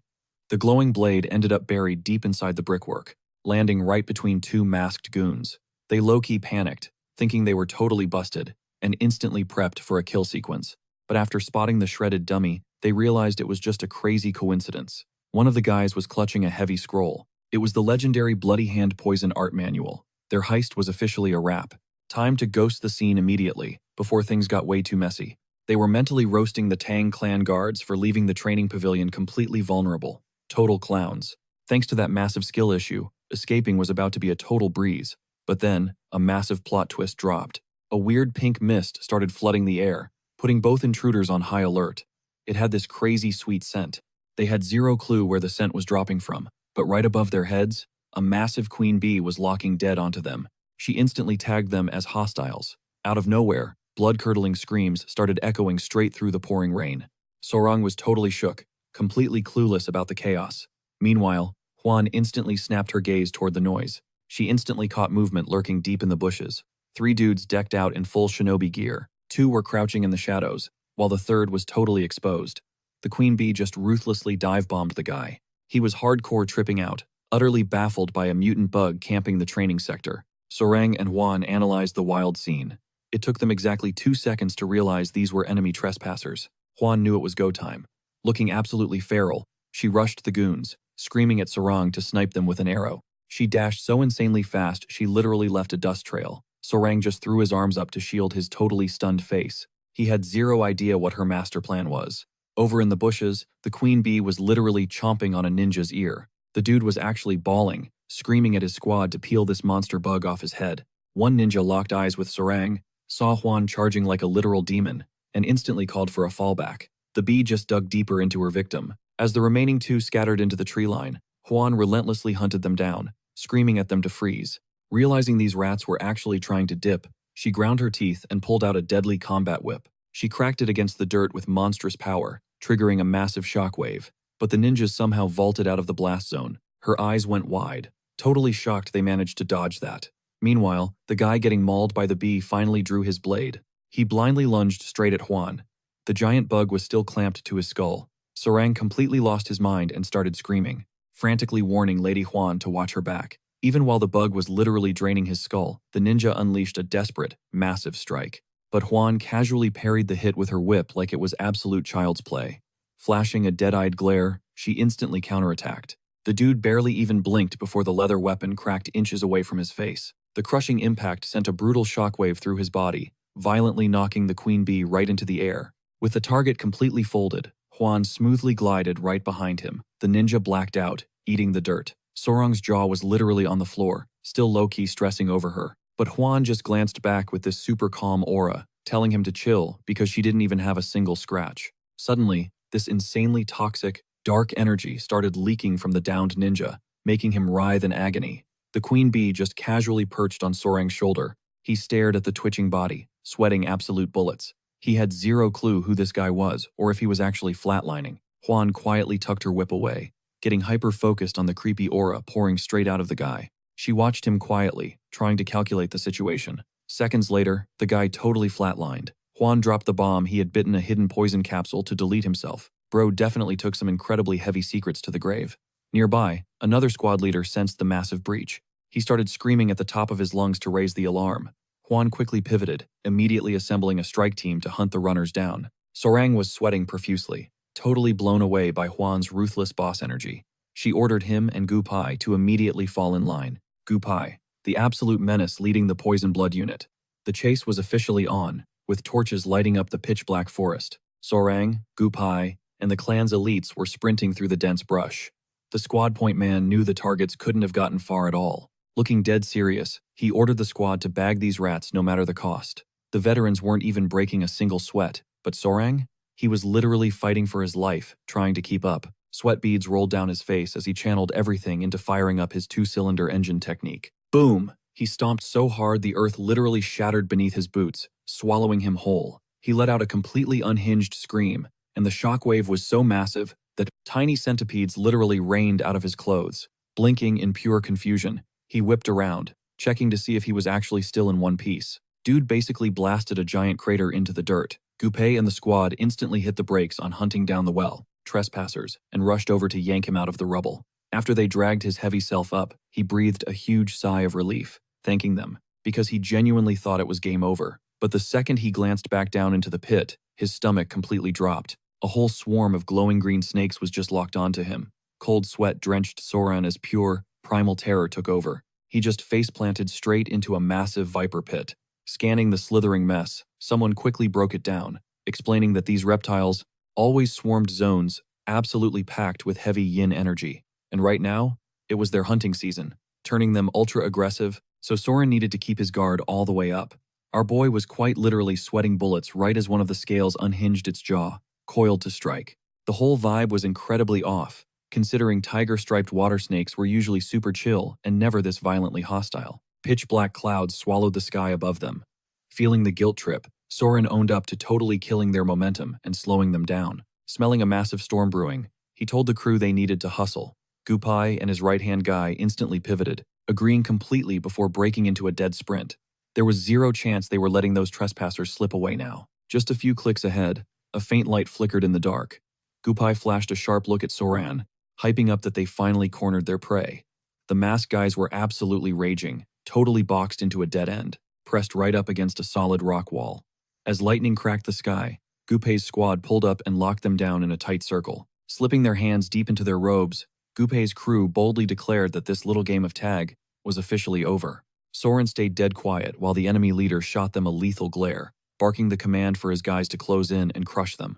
The Poison Blood unit instantly flashed their lethal kunais. Not backing down, the masked goons ripped out their own steel, ready for a bloodbath. The elite Venom squad pushed forward, totally out for blood, right as one of the enemy thugs swung his heavy blade and charged them head-on. Two goons whipped flying daggers through the air, but a shinobi casually swatted them away with his blade. The attacker slammed his sword down with insane force, clashing violently against the ninja's steel. The masked squad was absolutely livid seeing how insanely overpowered this dude was. Moving faster than the eye could track, the shinobi delivered a brutal roundhouse kick straight to the guy's jaw, knocking his weapon completely out of his grip. They coldly ordered him to step back. Watching their guy get totally styled on, the Poison Blood squad instantly started sweating, panic setting in. But while the ninjas were busy flexing, a blur came rushing in at warp speed. It was Gupei. He went for a flawless blindside strike, but the ninja instantly ducked under it, making him hit pure air. Gupei just chilled for a second, silently analyzing his target. The shinobi did a few quick backflips to create some breathing room, but Gupei just casually flicked a dagger straight at him. Mid-flight, the blade literally exploded, splitting into 3 separate projectiles. Catching that, the ninja was completely shook. He barely managed to parry 2 of the strikes, but the final blade dug deep into his shoulder, sending shockwaves of agony through his body. Clutching his bleeding arm, he watched as Gupei swaggered up, smirking and calling him one lucky son of a gun. With 2 shinobis already knocked out cold, only this bleeding guy was left standing. The whole squad started slowly closing the distance on him. Honestly, the dude should have bought a lottery ticket because the pouring rain totally washed the lethal venom off Gunpei's blade. As Gunpei shot the bleeding ninja a total death glare, a booming, arrogant laugh echoed out. Look at all these pathetic little bugs swarming together. The entire crew froze dead in their tracks, super confused. Gunpei instantly went on high alert, locking in with a deadly serious glare, demanding the stranger show himself. Right on cue, a shadow plummeted from the rocky cliffs above, violently crashing down right in front of the injured ninja, and totally obliterating the ground on impact. The dust cleared to show a bearded old-timer, rocking a totally sinister smirk. He locked eyes with Soran's crew, absolutely radiating pure killer intent. Just sensing the insane pressure rolling off this guy made Gunpei's danger senses go completely crazy. He instantly clocked the old man as a top-tier martial arts master and screamed at his boys to fall back immediately. Meanwhile, a super dark, toxic aura started pouring out of the elder's body. Standing up straight, he flashed a villainous grin and strutted toward them. "Did you secure the package?" he demanded. Closing his eyes, the ninja reached into his robes and whipped out a hidden manuscript. "It is not the original text, but a verified duplicate made by the Tang clan," he reported. That instantly grabbed Soran's attention, absolutely shaking him to the core. His eyes went incredibly wide as a massive flashback hit him.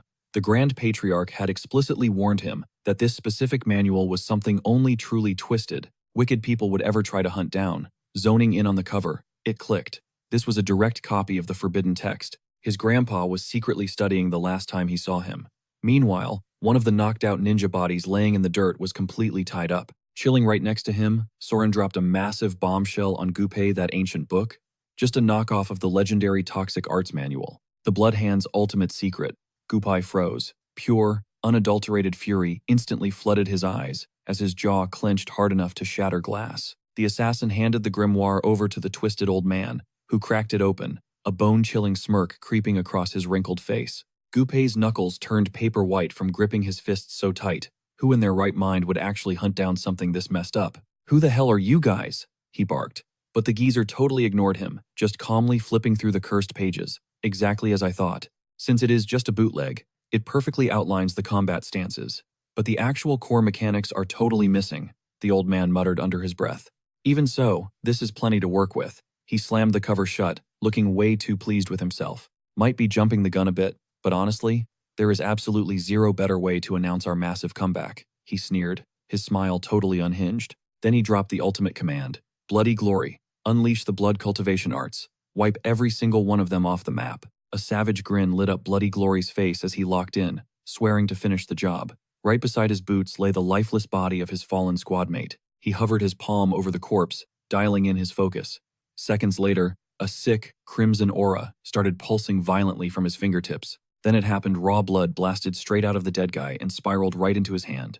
Gunpei's jaw basically hit the floor. Absolute dread washed over him the second he clocked exactly what kind of dark magic this psycho was pulling. Off to the side, Soran was literally clutching his skull, his brain completely short-circuiting at the nightmare unfolding right in front of him. The assassin's eyes glowed with pure malice as that twisted smirk grew wider. He began violently siphoning every last drop of lifeblood from the corpse directly through his skin. And in a literal blink, the lethal kunai jammed in his shoulder, clattered to the dirt, his gaping wound stitching itself up instantly.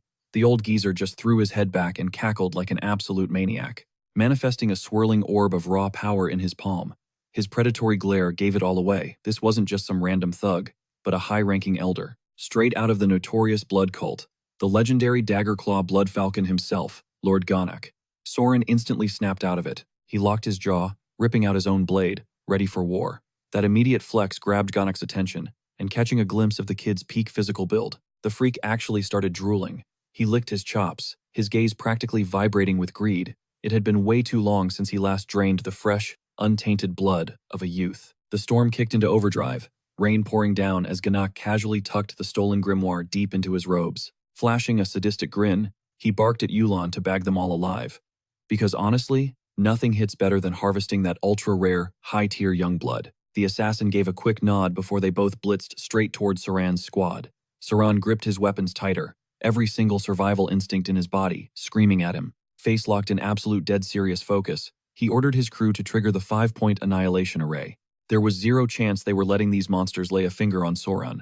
Lord Ganak vaulted into the sky, his entire body radiating this insanely suffocating pressure. He cackled like an absolute psycho, straight up daring Gupai to try and block his advance. Every single eye locked onto the aerial threat, weapons drawn and ready. Channeling his dark aura, Ganak unleashed a catastrophic strike. The impact was apocalyptic, triggering a massive shockwave that literally ripped the concrete to shreds. Gupai instantly knew this guy was playing on a whole different level. He screamed at Soren to brace for impact. Jagged boulders turned into flying shrapnel, forcing Soren to throw his arms up just to shield his face. But in that split millisecond of distraction, the assassin ghosted right behind him, wrapping a lethal grip around his throat. With eyes dead set on the kill, he cranked up the pressure, locking him into a flawless rear-naked choke. His eyes practically glowed in the dark as he hissed in Sauron's ear to just stop struggling. Because the boss man needed his premium blood harvested fresh, Sauron's oxygen supply tanked fast, his vision blurring as his face flushed a desperate shade of blue. But running on pure adrenaline, he sent a telepathic SOS to his little pets.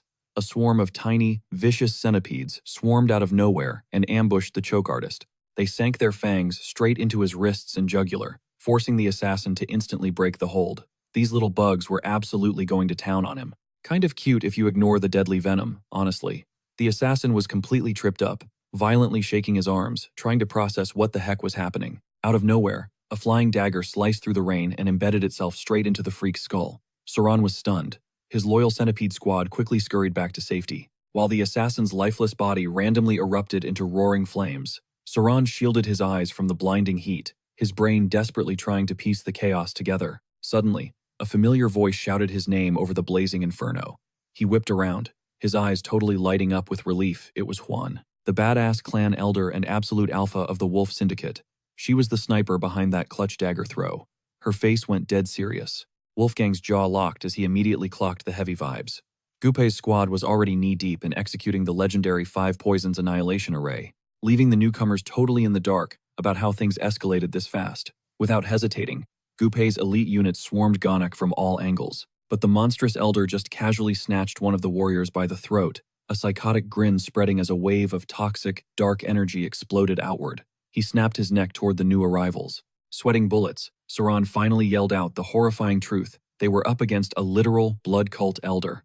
Juan's eyes blew wide open in sheer disbelief. A massive wave of shock and raw terror hit her. That was the absolute worst-case scenario. Hitting full panic mode, she sprinted straight into the war zone, screaming at her entire squad to back up Vice Captain Gupei immediately. Wolfgang gave a curt nod, tailing right behind her as he barked the command to shift their battle formation into overdrive. We are talking the 5 Venoms Eradication, locked right inside the 9 Venoms Death Array. Ganak absolutely bodies one of the clan members, tossing his lifeless frame into the dirt like trash. But before he can gloat, Gupei and the squad swarm him, snapping perfectly into their brand new battle formation. A twisted smirk creeps across Ganak's face. He finally pieces it together. Sauron is the guy who actually took down Takan Yang, the infamous Blood Hand Poison Claw. His eyes flash with pure malice. He starts trash-talking Takan, calling that big, bad Blood Hand title a massive fraud. I mean, getting chewed to pieces by a bunch of basic centipedes? What a total joke. Wolfgang is absolutely not having it.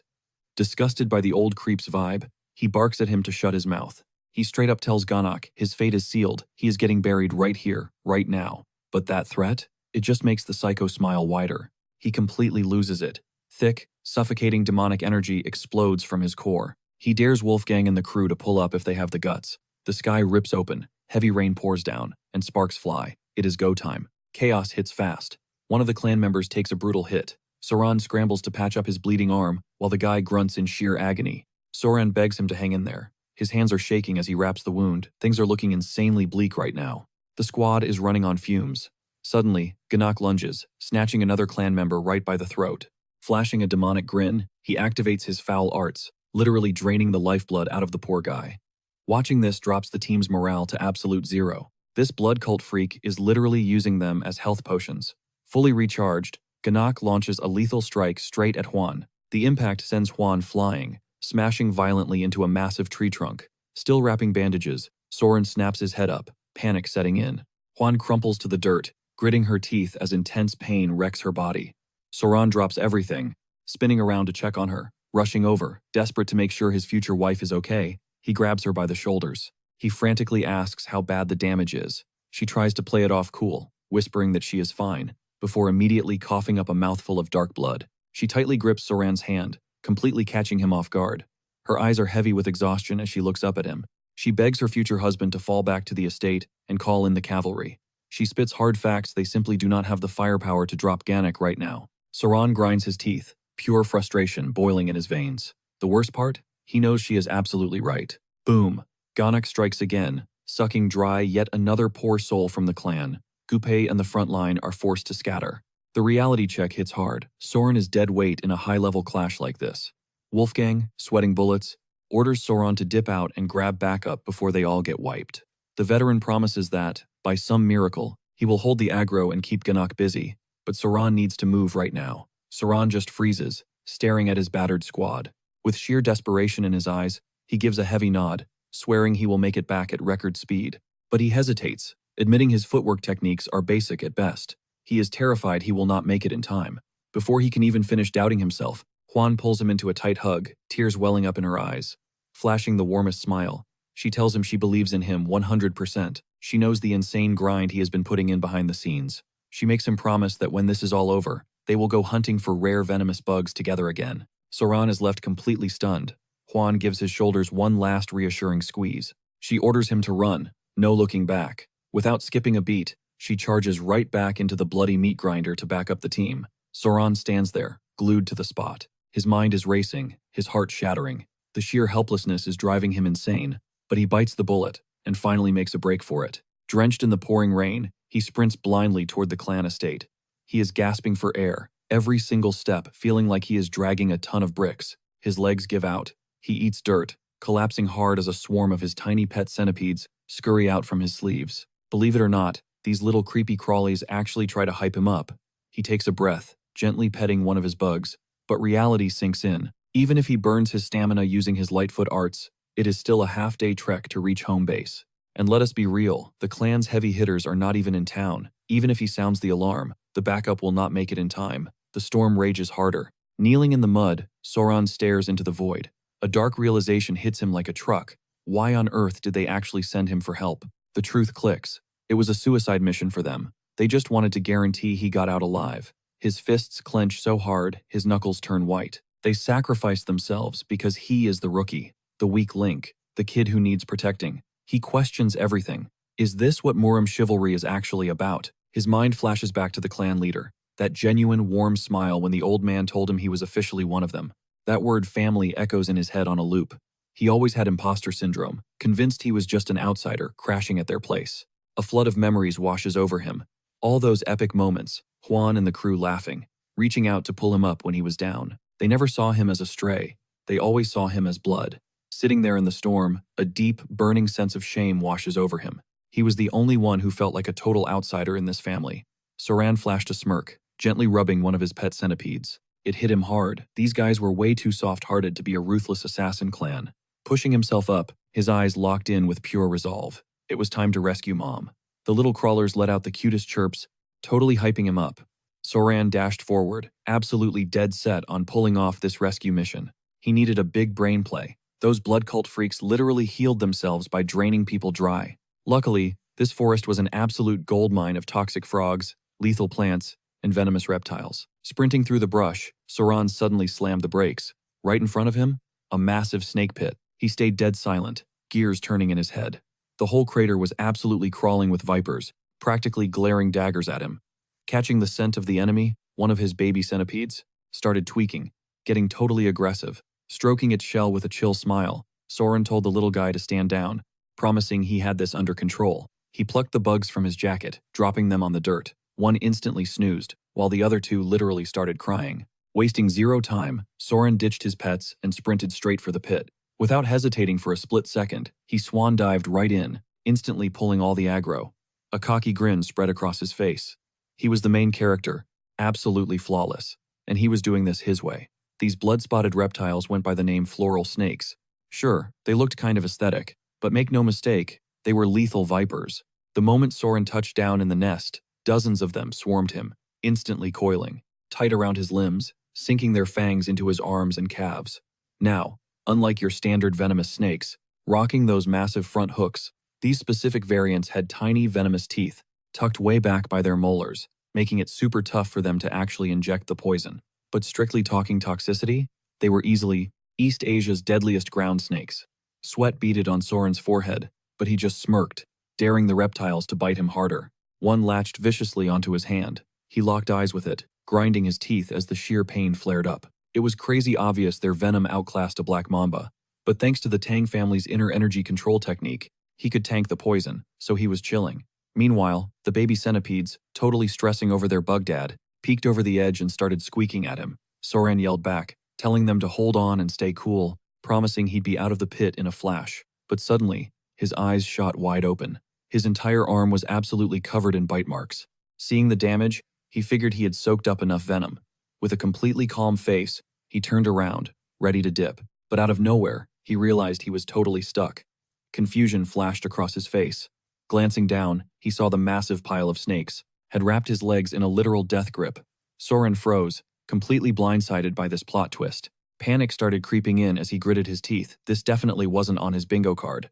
But then, to his absolute shock, the tiny crawlers dive-bombed right into the snake pit, landing perfectly on his shoulders and hair, leaving him utterly speechless. It was honestly the most wholesome thing ever. One of the babies went into full goblin mode, letting out a tiny, ferocious roar.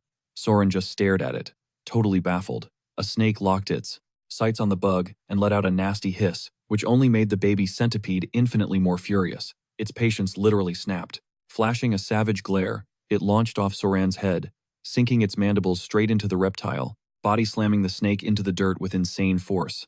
Soren was shook. The little bug immediately bit another target, turning the pit into a whole brawl. Soren just watched the absolute chaos unfold, barely processing the madness. In the blink of an eye, the baby centipede totally folded the snake. Its eyes sparkled with pure joy, rocking a massive, proud smile like an absolute boss. Soren couldn't help but thank his little buddy for chasing off the rest of the mob.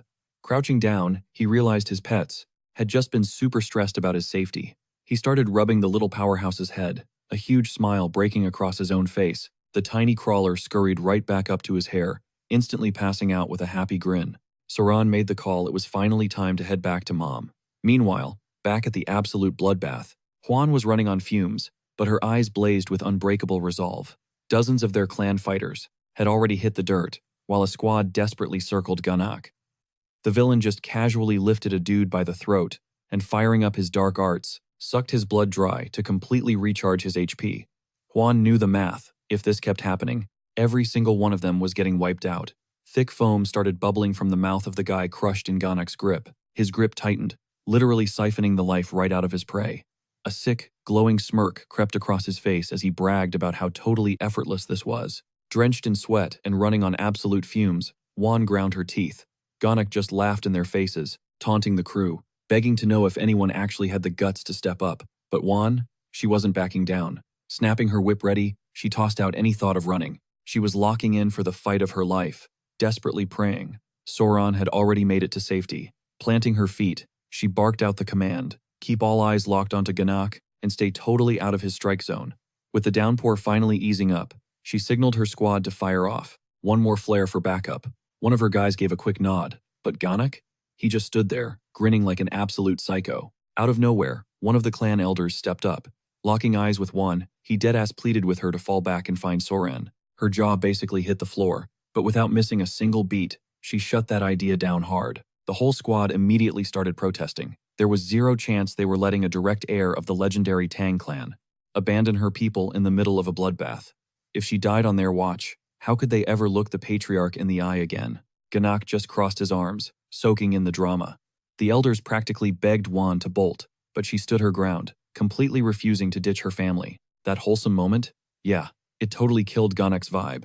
He cut right through their chatter, snapping that playtime was officially over. Glaring daggers at Juan and the elder, he made one thing crystal clear. If his new favorite toys ran away, he'd be bored out of his mind. A sinister, deeply unhinged grin spread across his face. Stroking his chin, he dropped a massive threat. If Juan even tried to dip, he would literally burn the entire Tang clan to ashes. Because, honestly, to announce the grand comeback of the blood cult, they needed to throw one hell of a bloody welcome party. The elder clenched his jaw, the horrifying reality sinking in. This absolute monster was never going to let a single soul walk out alive. Hearing the grim truth, Juan gripped her whip even tighter, eyes blazing with pure fury. she made a deadly vow. Even if they all got wiped out tonight, she was taking one of Ganak's arms straight to hell with her. The rest of the crew gave a hard nod, locking their sights entirely on the villain. Ganak? He just ate up the tension, smiling like a total creep. But right at that climax, a voice echoed from the shadows behind them, agreeing with her completely. A true clan member never, ever leaves their squad behind. The entire crew whipped around in pure shock. Juan's jaw practically unhinged, her eyes huge with disbelief. It was Soran. Flexing a super confident smirk, he casually strolled right up to the front line. The elder was completely stunned into silence, and a wave of panic hit Juan. Why the heck would he walk right back into this death trap? Without flinching, he started flicking those creepy little centipedes off his skin. Closing his eyes, he told the crew to hold the line, loudly declaring that the Tang clan literally never folds and never ghosts their own. Tearing off his shirt, his gaze sharpened into pure, unadulterated resolve, proving once and for all that he carried that fierce Tang blood too. In a flash, he ripped out his weapon and threw himself straight at the boss. Seeing the boy charge in, Ganak's face lit up with a totally unhinged, thrilled grin. Juan's heart completely dropped, screaming at Soran to stop right there. But Ganak was already gearing up for the kill. The villain had literally given him a free pass to live, yet here this kid was, walking right back into the slaughterhouse. In Ganak's eyes, Soran was acting like an absolute clown. Soran pushed his offense to the max, but Juan watched in absolute horror as Ganak effortlessly snatched the boy right by the throat. Ganak's eyes sparkled with twisted joy.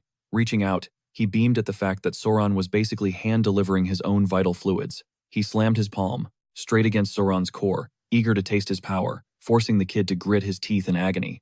But Soran had zero quit in him. He perfectly timed a block with his forearm. That didn't stop the villain. Flashing an evil smirk, Ganak just started draining him anyway. He brutally roasted Soran, mocking the kid for forgetting that veins literally run through arms too. The terrifying suction effect kicked in, viciously ripping the life force right out of Soran's trapped limb, sending shockwaves of pure agony through his body. Watching him get drained alive, Juan and Gupe went into full panic mode. Pure dread spiked in their chests, and Juan frantically screamed out the order to jump in and save him. While the bloodsucker kept gorging himself on Soran's energy, the duo sprinted headfirst into the danger zone. Ganak was having the time of his life. It had been way too long since he tasted the rich, powerful essence of a fresh fighter. But right before the rescue squad could actually tag him, Ganak stomped the earth with massive force, tossing Soran aside like a ragdoll. Triggering his insane full bloodwave technique, he literally shattered the terrain, unleashing a massive shockwave. Gupe and the crew went flying backwards, slamming brutally into the dirt. Thankfully, Juan's reflexes kicked in, and she managed to catch Soran midair. Fully juiced up on stolen power, Ganak started flexing a cocky grin. These guys had been a huge pain all night, throwing hidden weapons around like annoying little gnats. But thanks to Soran's delivery service, he just wiped the entire board in one single move. Completely drained, Soran blacked out. Looking absolutely devastated, Juan hovered over him, shaking him desperately to wake up. Claiming it was his twisted way of saying thanks, Ganak offered to give the boy a quick, painless death. Shielding him with her own body, Juan screamed that she'd never let that happen. But right at that cliffhanger second, Soran violently coughed, his eyes fluttering open and pulling Juan's focus. And out of nowhere, Ganak froze, thick white foam rapidly bubbling out of his mouth. He shrieked, demanding to know what Soran had done to him. Chunks of his hair just started shedding like dead autumn leaves, and his face literally began aging in real time. Pure terror flashed in his eyes. It finally clicked for him. He was getting completely wrecked by an energy-draining poison. His strength just evaporated into thin air, leaving him violently shaking. In his mind, this was flat-out impossible, because the blood cult's sacred inner techniques were supposed to make him completely immune to energy-draining toxins. He clawed at his own face, absolutely losing his mind, because none of this made any sense. He frantically screamed, begging to know who the hell Soran actually was. But Soran? He just casually sat back with a smirk, pointed a finger right at him, and dropped the ultimate mic drop. He was his absolute natural predator. Seeing Soran totally fine, a massive wave of relief washed over Juan. But slowly, the venom started cooking Ganak from the inside out, making him violently shiver in pure dread. Getting completely clapped by some random kid, it shattered his whole reality. But Soran's own gas tank was hitting empty. Running on fumes, he shot Juan an exhausted glance and hit her with a wild confession. Juan's eyes practically popped out of her head, completely blown away, leaving her utterly speechless.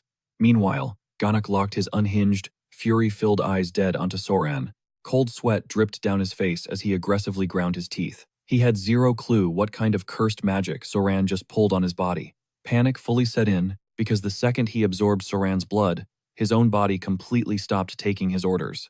He stumbled forward, screaming that world domination for the blood cult was literally right at his fingertips. Going completely feral, he charged straight at Soran, swearing he absolutely refused to die like this. All rationality went out the window as he unhinged his jaw and lunged in for a lethal strike. Catching this out of the corner of her eye, Juan instantly whipped out her weapon, clenched her jaw, and dropped into a combat stance, knowing things were about to get incredibly messy.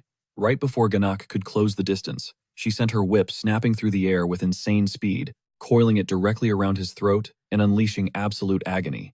She gasped, totally dumbfounded by what just happened. She genuinely couldn't believe that attack actually connected.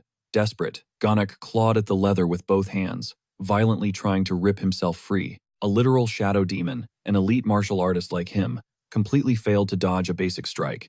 Vengeful light flared in his eyes, foaming at the mouth like a rabid dog. He was utterly enraged, his brain short-circuiting, trying to figure out how Sauron nerfed his legendary blood arts. Even if he grinded this kid's bones into dust and drank them dry, it wouldn't be enough to reverse the damage. Spitting absolute venom, he rushed Sauron like a total maniac, vowing to slaughter everyone and declaring the glorious return of the blood cult. Juan's eyes locked onto him in pure panic. White-knuckling her whip, her face contorted into sheer rage, and she screamed at the old geezer to just shut up and die already. Before Ganak could even take one more step, she yanked the whip and literally decapitated him on the spot. His severed head went flying, landing directly at Gupai's feet, who just stared at it completely bewildered. But then, a massive, hyped-up grin spread across his face. They actually clutched the win, and the monster was finally dead. The clan elder instantly sprinted over to Sauron and Juan to check if they were still breathing. The entire clan erupted into hype cheers. Their fierce lady had just straight-up beheaded a top-tier blood cult elder. Still processing the insanity, Juan frantically asked Sauron what just went down and how he managed to nerf Ganak so badly. Sauron totally caught her off guard by randomly calling her big sister. The second those words dropped, her cheeks flared bright red, completely flustered. Sauron was sweating bullets with massive dark circles under his eyes, yet he somehow kept this goofy smile plastered on his face. Then, he casually dropped that he needed a tiger-striped water snake to bite him to cure the poison. Seeing him fading fast, Juan went into full panic mode, completely lost on what was actually happening to him. The color fully drained from Sauron's face. But then, it clicked for Juan. Tiger-striped water snakes were entirely non-venomous, so she instantly started barking orders at the clan to hustle and grab the right antidote. Fast forward a few hours. Sauron jolted awake in bed, literally drooling.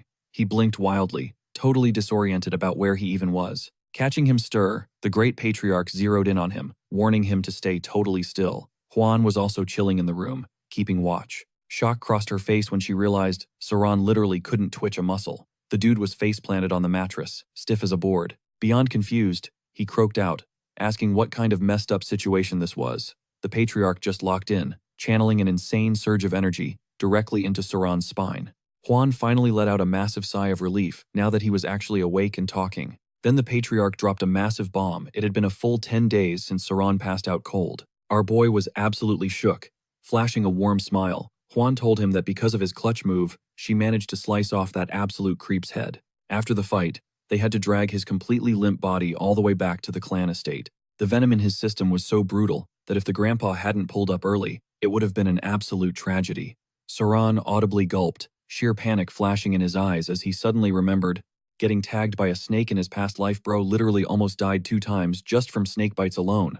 Fast forward a few tense moments, and the Great Patriarch finally wraps up his insane healing technique. Sorang's eyes slowly flutter open. She is officially out of the danger zone. Juan immediately swoops in, gently supporting her back so she can finally sit up.